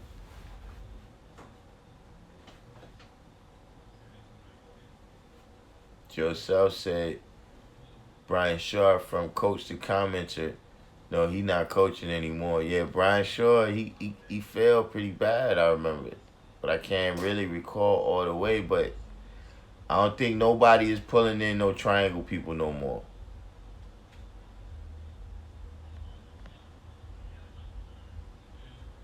And T. Lou played in the triangle. He knew the system. John Carter, 793rd. Swan flu, obviously. Moosey Deke said Phil Rivers. Yeah, Phil Rivers, man. Listen, man.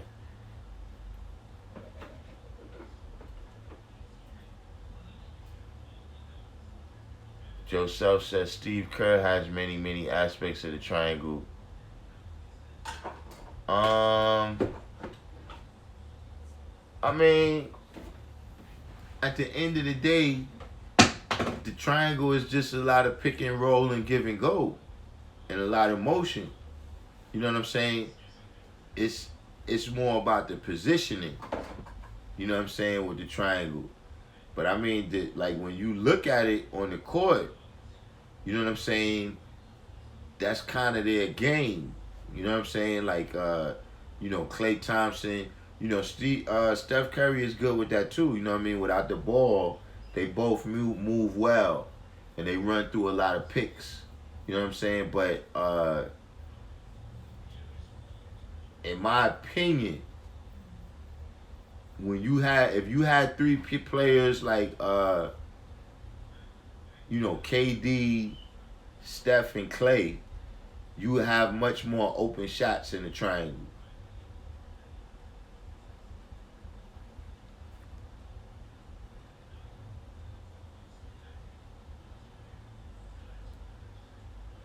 Like, I mean, like, wide open. Because that's kind of what the triangle is. You spacing the three people so much that, yo, look, they got to pick their poison. But if you don't got players that could, you know, put the ball in the basket,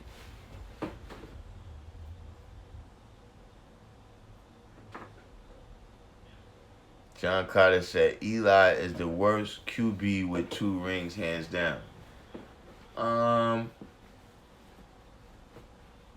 With 2 rings, I mean, 2 rings is a lot.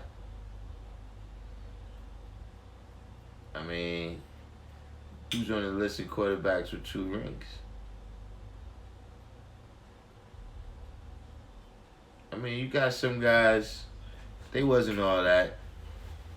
Terry Bradshaw wasn't all that.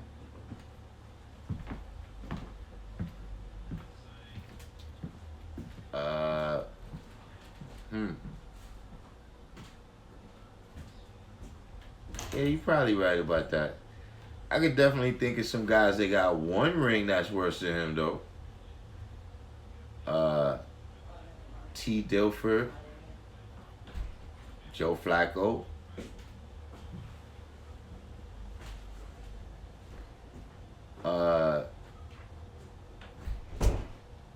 Vince McMahon, not Vince McMahon. What's the quarterback that was in Chicago in '85?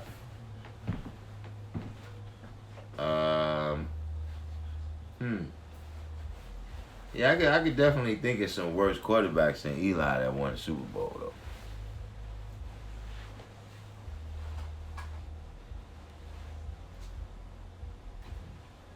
Kerr also had Popovich as a coach.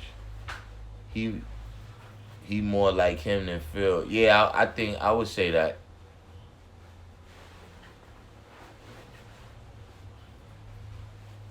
Aaron Rodgers? You think Aaron Rodgers? I think Aaron Rodgers is better than Eli. Eli's my guy, man. Eli's definitely elite. But I'm saying,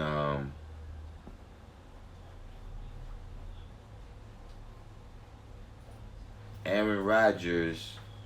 Like, see, one thing you gotta give Eli credit for, right? Is say if you take both of those Super Bowls, right?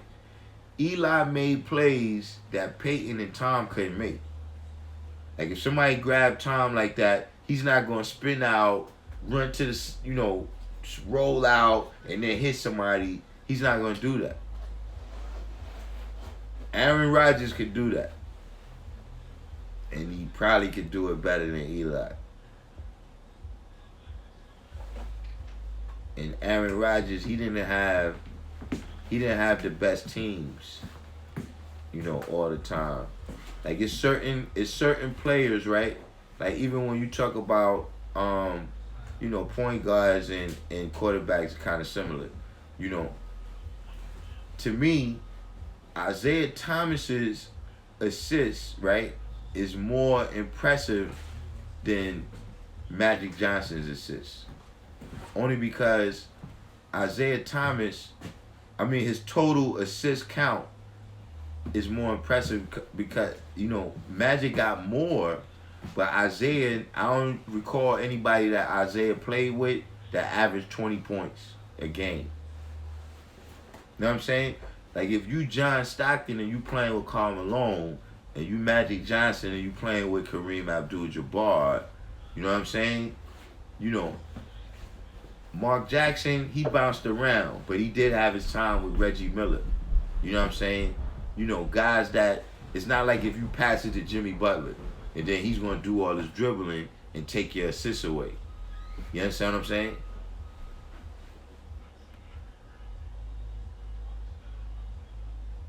Dude. Have you seen my textbook? No.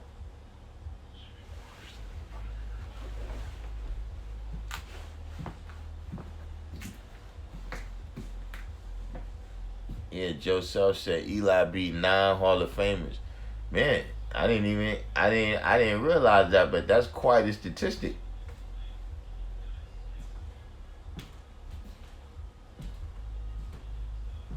He said both Eli rings are lucky catches. Nah, man, that was skill, man. See, now you're gonna make me come with the giant screen, man. Got to come with the giant screen now.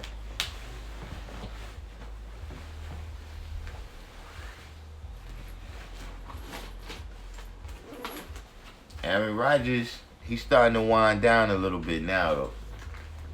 They had their time. You know what I'm saying? Well, really, Brady's washed. They just was able to make it look good.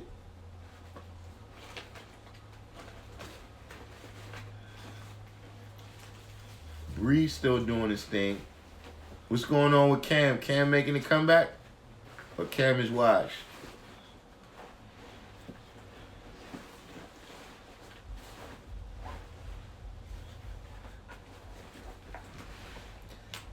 Now, Joe Self.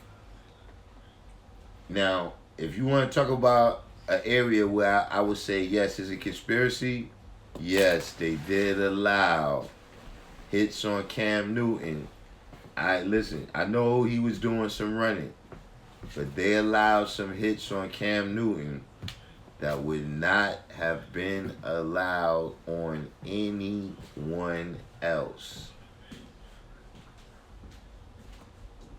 Absolutely. They just all the stuff they talking about player safety. Nah, Cam wasn't included.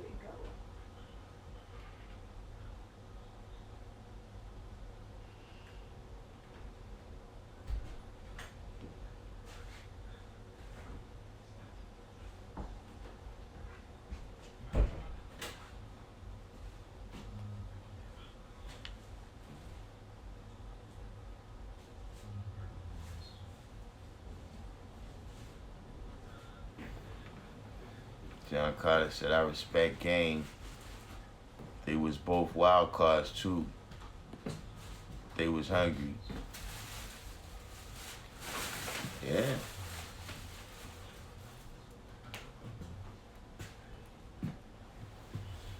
Sadiq said Aaron is average. No, I think Aaron just never had the same teams, man. Green Bay, they got dudes like AJ Hawk that they think is good. What's the other guy?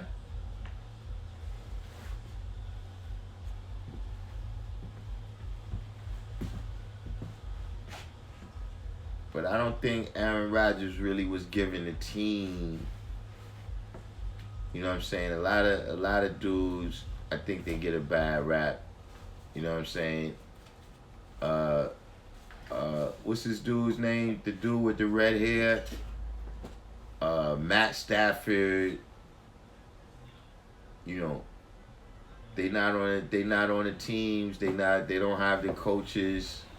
You know what I'm saying? And a different, you know, like if you switch, I'm saying if you switch Tony Romo and Matt Stafford, you know what I'm saying? It's gonna be the same thing. Like on Detroit, Tony Romo is gonna be Matt Stafford. On Dallas, Matt Stafford probably won a Super Bowl though. On Dallas. Personally, I never really liked Tony Romo. Musa D said Green Bay won something for nothing.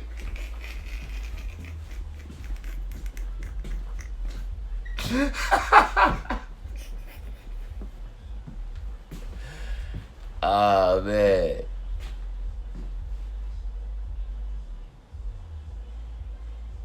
Cam was out there getting scraped. Denver beat him down. Yeah, man. He said the crab grow the bee out of him.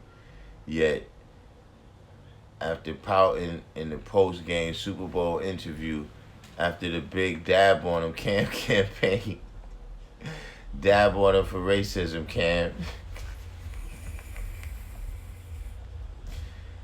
Oh, man. Joe Suggs said you right, and sadly, Cam is done. Said Romo Garbiano. Yeah, but I'm saying with quarterbacks, I really think it comes down to that, man. Like, yo, what system that you get to play in. You know what I'm saying? Like, even right now, like Ben Simmons, right?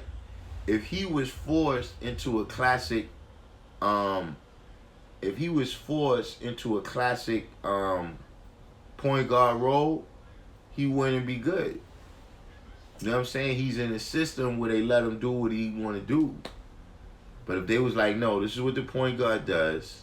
This is what we need you to do. Look, we got Joel Embiid. Let him play down there. You stay right here. I don't want to see you down below the foul line. He wouldn't be good.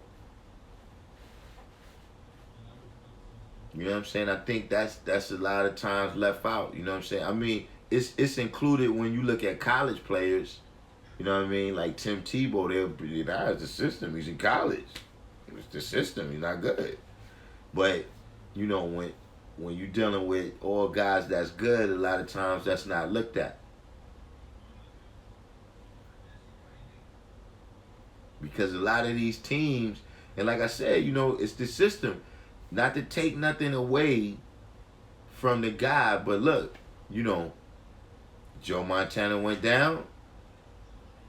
Steve Young still came in and won because the system, you know what I'm saying? The team, Jerry Rice is still there. You know what I'm saying? When Tom Brady went down, what's his Bill Belichick still had the team rolling.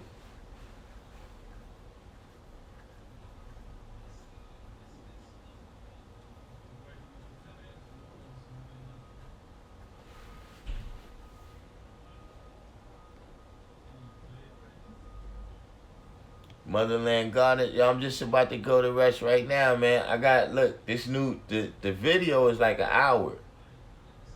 The video that's being uploaded is like an hour. So yeah, y'all gonna need time to watch that.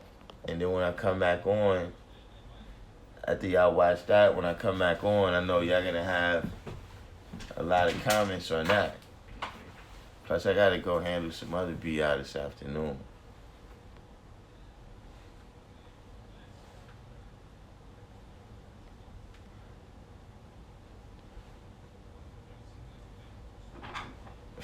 $7.93 said nice guy, cool hats, but always some ish since college days and some controversy. Yeah, now I don't really like his clothes too much, man. Isaiah pound for pound, the best in the NBA, even over Iverson. Nada. Nunca.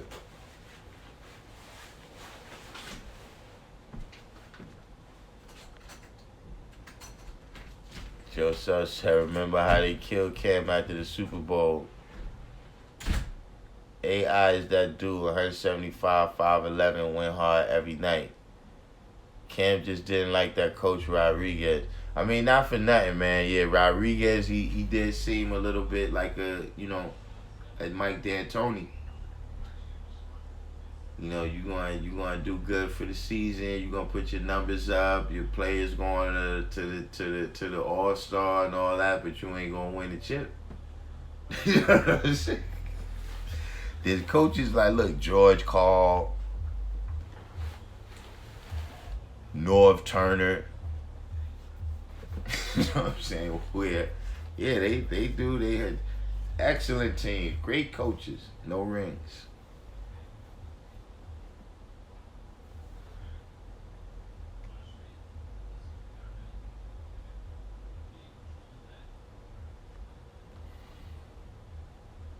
Nah, John Carter, it's not debatable. Isaiah's not in the league with Allen Iverson.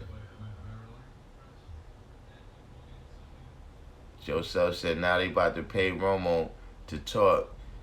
They coming for that commentator money next, huh? Yeah, man.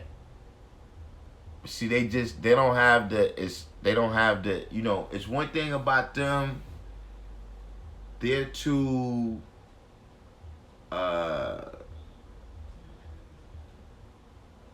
they too straight laced. Like, for instance, anybody, if you from New York, listen to talk radio, right?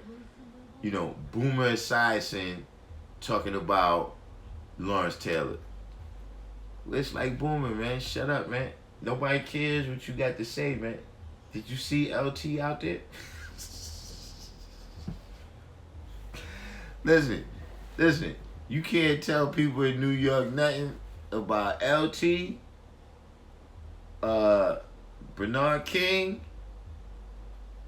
and Michael Ray. Forget Derek Jeter and all them other clowns. Michael Ray, Bernard King. Man, listen.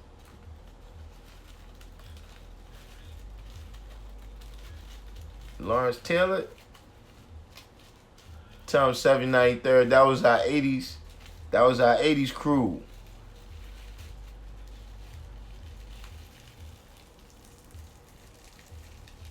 That's the crack committee. That's the crack committee right there. Hey, look, in the whole New York Mets.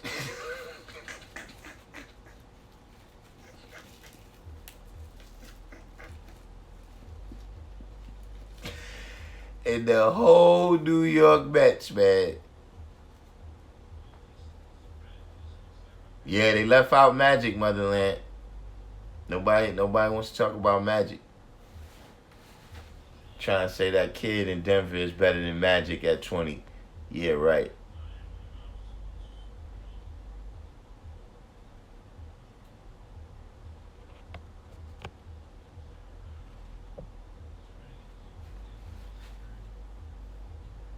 Yeah, LT, you know, he's one of the people, like, see, that's another thing, you know, why I don't think it's really even fair to compare Iverson to what's the name, because it's certain people that change the game in a way that now you can even play.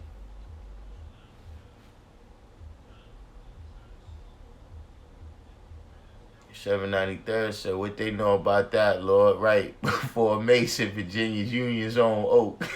Before that, son. Yo, listen, we had the best crack committee of all times. We got people leading the league in scoring, assists, winning the chip, Super Bowl, everything on crack.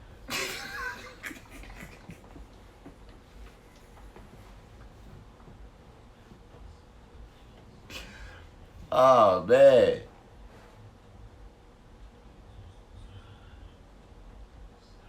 Mason and Diamond D video. Yeah, when Mace returned, that was like crazy unexpected, man. Yeah, Mace was a dude. I used to see Mason at a lot of parties, man.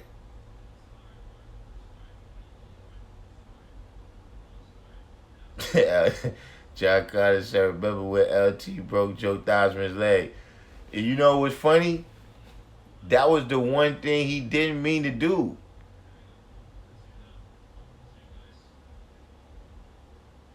Mushadiq said Bernard King is the real NBA B-baller. Definitely. He said Theismann with the deer leg. Yeah, Darryl Strawberry. We had Darryl Strawberry.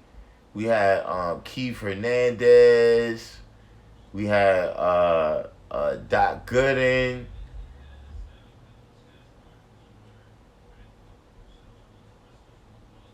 Yo, yeah, Ronnie Lott, man, was actually savage.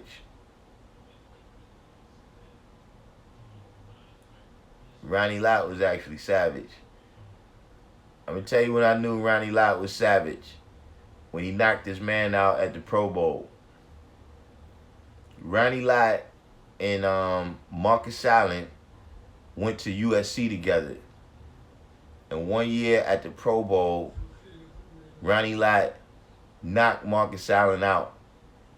And it was the type of thing like, yo, Ronnie, it's the Pro Bowl.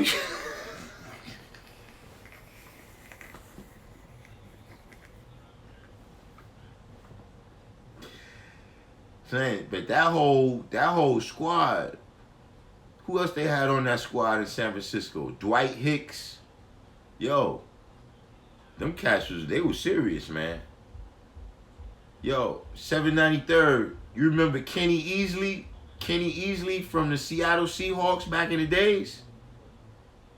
When they had the silver and green, the silver hat with the silver helmet with the Seahawks on it.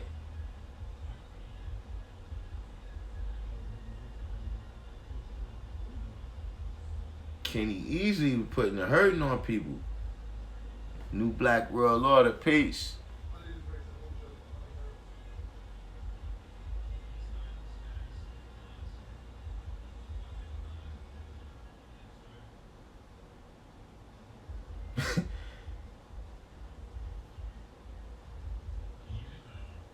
$7.93 said was watching that Theismann game with old pops.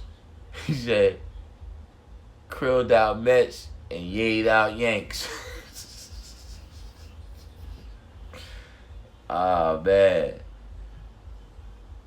My man was born in Queens. He said the Mets was always in the hood. Yeah. 793rd said Ronnie Lott, my early 90s 49ers until Roger Craig dropped a rock and embarrassed me watching against the Giants up in Cornell U. Yeah, the Seahawks' old colors was better than this new colors, right? They new colors is kind of boring.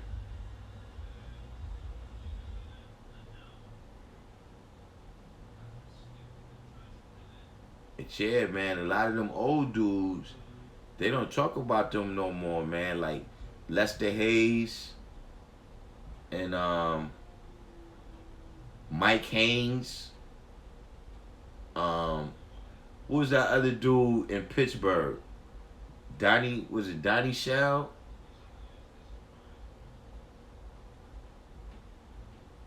Everson Walls. Everson Walls wasn't no punisher like Ronnie Lott in them. But Everson Walls that was when you was starting to approach a shutdown corner. 793rd, who was the first shutdown corner?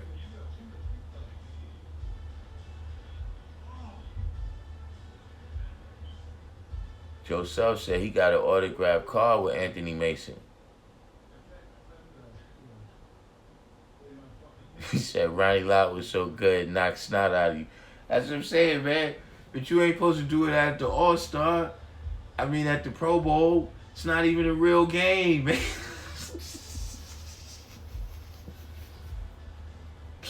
It's not even a real game, man. Y'all just coming to be in Hawaii, man. You ain't really supposed to be playing. Not Ronnie Lott, not Marcus Allen out.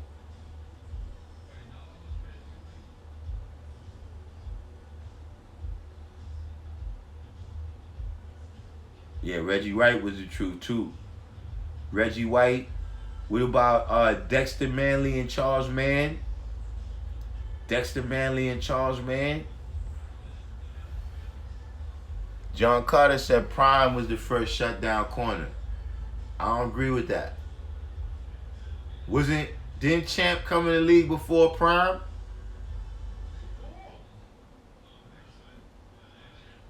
I think Champ was already a shutdown when he came in there. 793rd said Tatum. Wasn't Tatum a linebacker? If he wasn't, he was a safety. I don't think Tatum was a corner.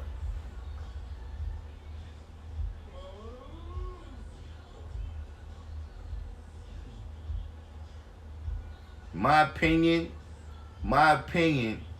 the first shutdown corner, don't get me wrong, Prime was better than him. Like, Prime was more developed.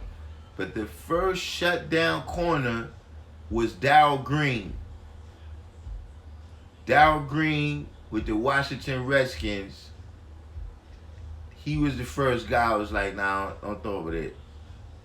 I know it looked like he got 10 yards, but not on that guy.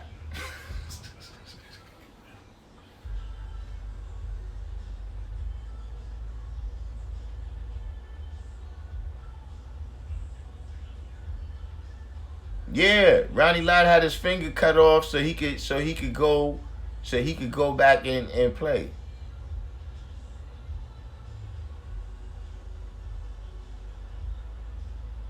Monthro, what's going on, Shaq Kemp? Peace.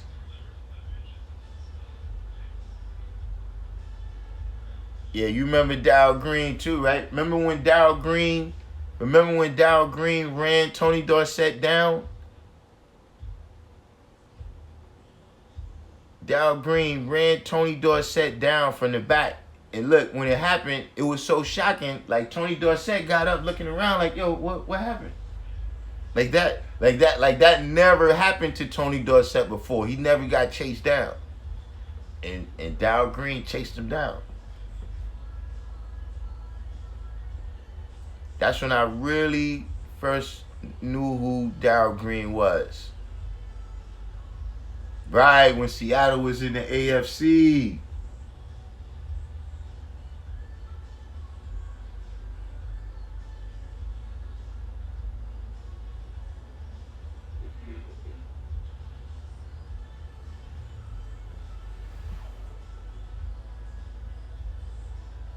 Oh, they just showed him running down Tony Dorsett recently? Yo, son, that was like a legendary play, man. Like Tony Dorsett was the guy. Like Walter Payton was still around doing his thing.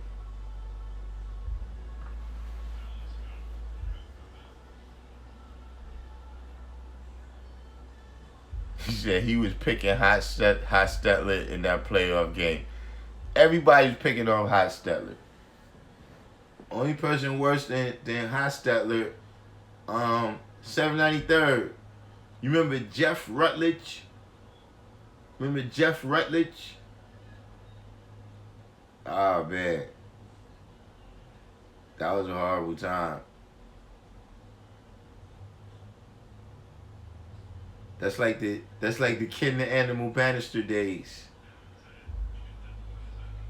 Ken the Animal Bannister, Rory Sparrow.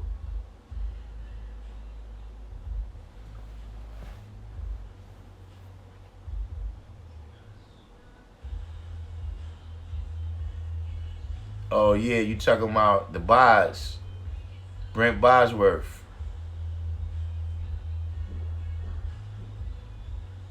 But you know, he was a guy that he had good college talent. He had good college talent. Yeah, Dow Green, in my opinion, was the first shutdown corner because his speed was so crazy. And then, didn't Champ Bailey come in the league before Dion?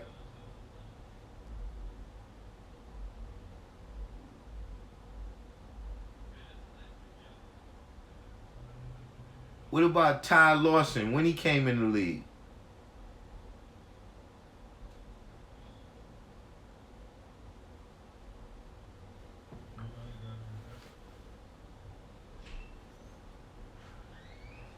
Dr. Dankenstein. Yeah, Shaquem, I mentioned Everson Walls. Right before I mentioned Dow Green, I mentioned Everson Walls. Yeah, we was going back. Remember Kenny Easley, Mike Haynes, Lester Hayes. Who I said to Donnie Shell? Who was the other cornerback from Pittsburgh besides Donnie Shell? They was locking it up too. Tatum was a safety. Yeah, I knew. Yeah, he was in the corner. Yeah, Brent Bosworth. Yeah, he had good college talent. Yeah, Oklahoma. Yeah, Everson Walls was that dude. You know, I always thought that Downs, remember what's his name? Downs? Downs was just a scrub, man. He just couldn't hold his side down for nothing, man. Even that play, remember that play when Dwight Clark caught that catch in the back of the end zone for San Francisco? That really was Downs, man. And Everson Walls is running at the last minute to try to do something. So he's the person that get caught in the screen. He get caught in the shot as the catch was over him. But that was Downs, man, to be guarding. Revealed. We on 99% right now.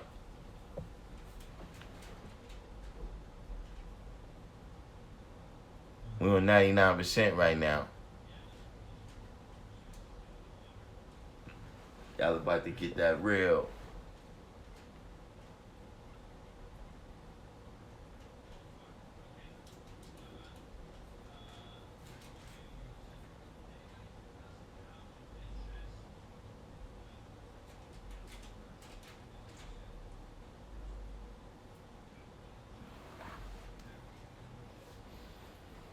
Yeah, nah, man. Downs used to just be getting burned after burned after burned, yo. Just where you like, look, man, I got the number one receiver, man. You got to get the number two receiver.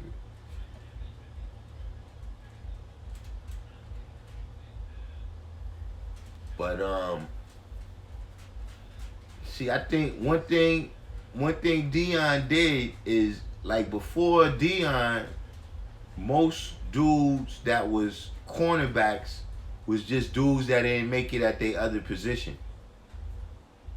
Like you was a wide receiver, you couldn't catch as good as they want you to, and they shift you to cornerback. But now, kids go to the football field to be a shutdown corner.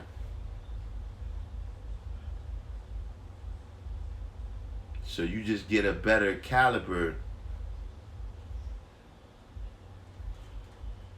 Like they said that goalie in hockey is like that. That before the goalie would just be the least athletic kid that couldn't do nothing else. They would just make him the goalie. But now they got dudes they specialists at that.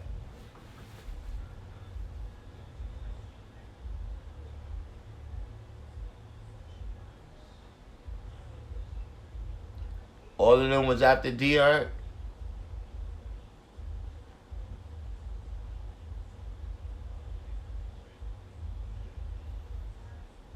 Ennis Williams from the Cardinals. Yeah, the Cardinals, they just were so bad back then, man.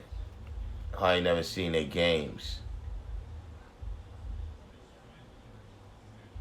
Yeah, Shaquem said that's when football was good. Football pissed me off. Today, these cats playing like they playing PlayStation. Yeah. And you know what I don't like about it, Shaquem? Is that intimidation is not in the game no more. Because you can't play that rough. Like it's not intimidation like scrims. Nah, I might can't outrun you and intercept the ball, but after I hit you 2 times, you ain't never gonna put your hands up to catch the ball on this side of the field again. That's it. You know what I'm saying? Like defensive, don't get me wrong, they had Seattle, the Legion of Boom. But you don't have them, the doomsday defense and the steel curtain, the people eaters, just the names that dudes had back then, man.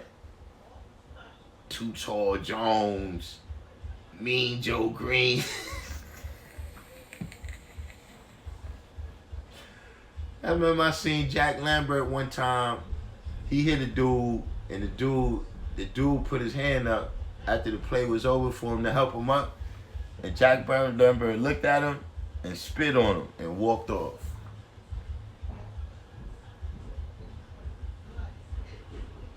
See, I miss that type of intimidation where your running game, forget about those blocking schemes, son. We about to put 500 wounds on you by the time this 3 downs is up. You ain't gonna want to run no more.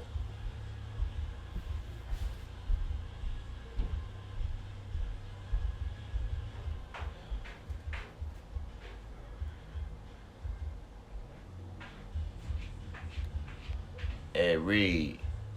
Oh, Eric Dickerson. Yeah, now we on the other side of the ball though, but yeah, Eric Dickerson. Yeah, Eric Dickerson might have been the greatest, man. At least in his era.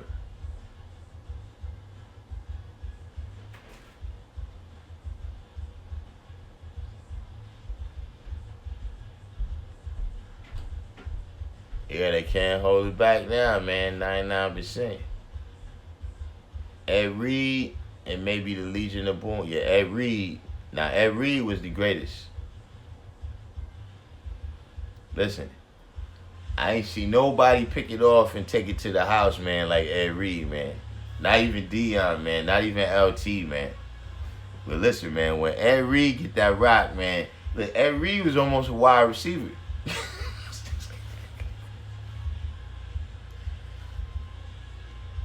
Milwaukee. Oh yeah, you going back now. Moncrief, but see, even then, the type of team they was, man. Milwaukee is still just Milwaukee. Still just Milwaukee. Went to school with Tony Tolbert from the Cowboys.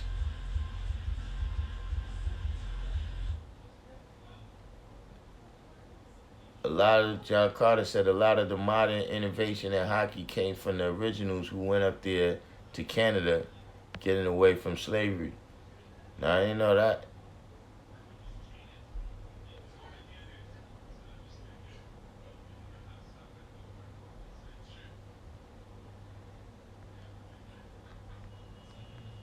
Nah, Dion just stuck around a long time. Really, all of them stuck around a long time.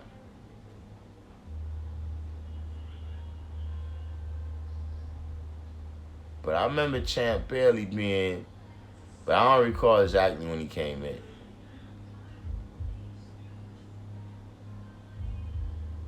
He said the goggles. Yeah, Dickinson had that long stride. You know what's bugged out about Dickinson too? He used to run straight up. And he just run like he just straight up, back straight.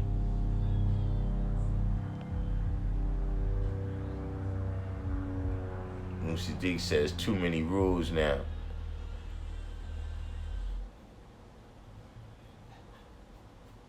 Yeah, Milwaukee is just a team where, look, gotta get out of there. Milwaukee, Indiana. Uh-oh. What? Where's the screen?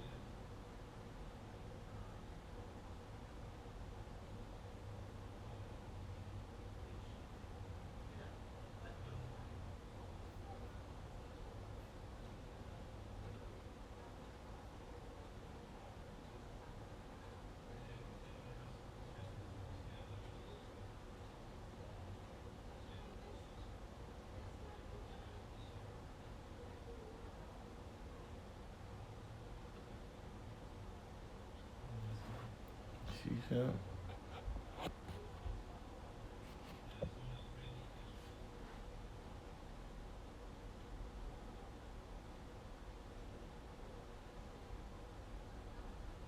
He said every Dion and cheating coach of the Pats hoodie who was just on some Hall of Fame NFL show.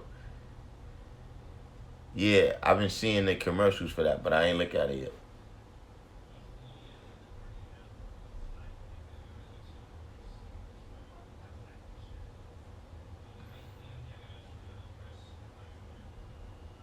He said Giannis is out here, you gotta see coming.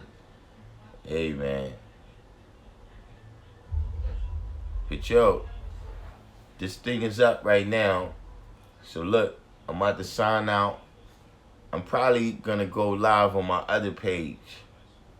On my on the Fame Labs videos page when we had the video shoot.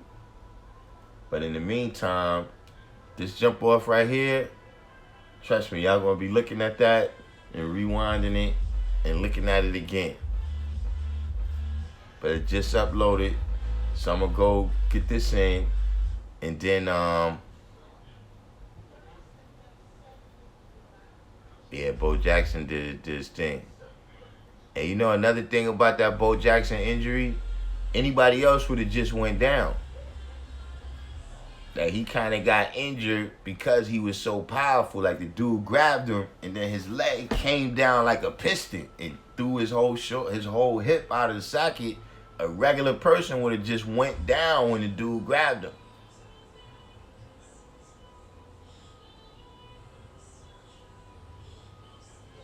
But yo, I'm gonna check y'all out later, man. Check for this video right now, man. It's highly explosive. Peace to the gods.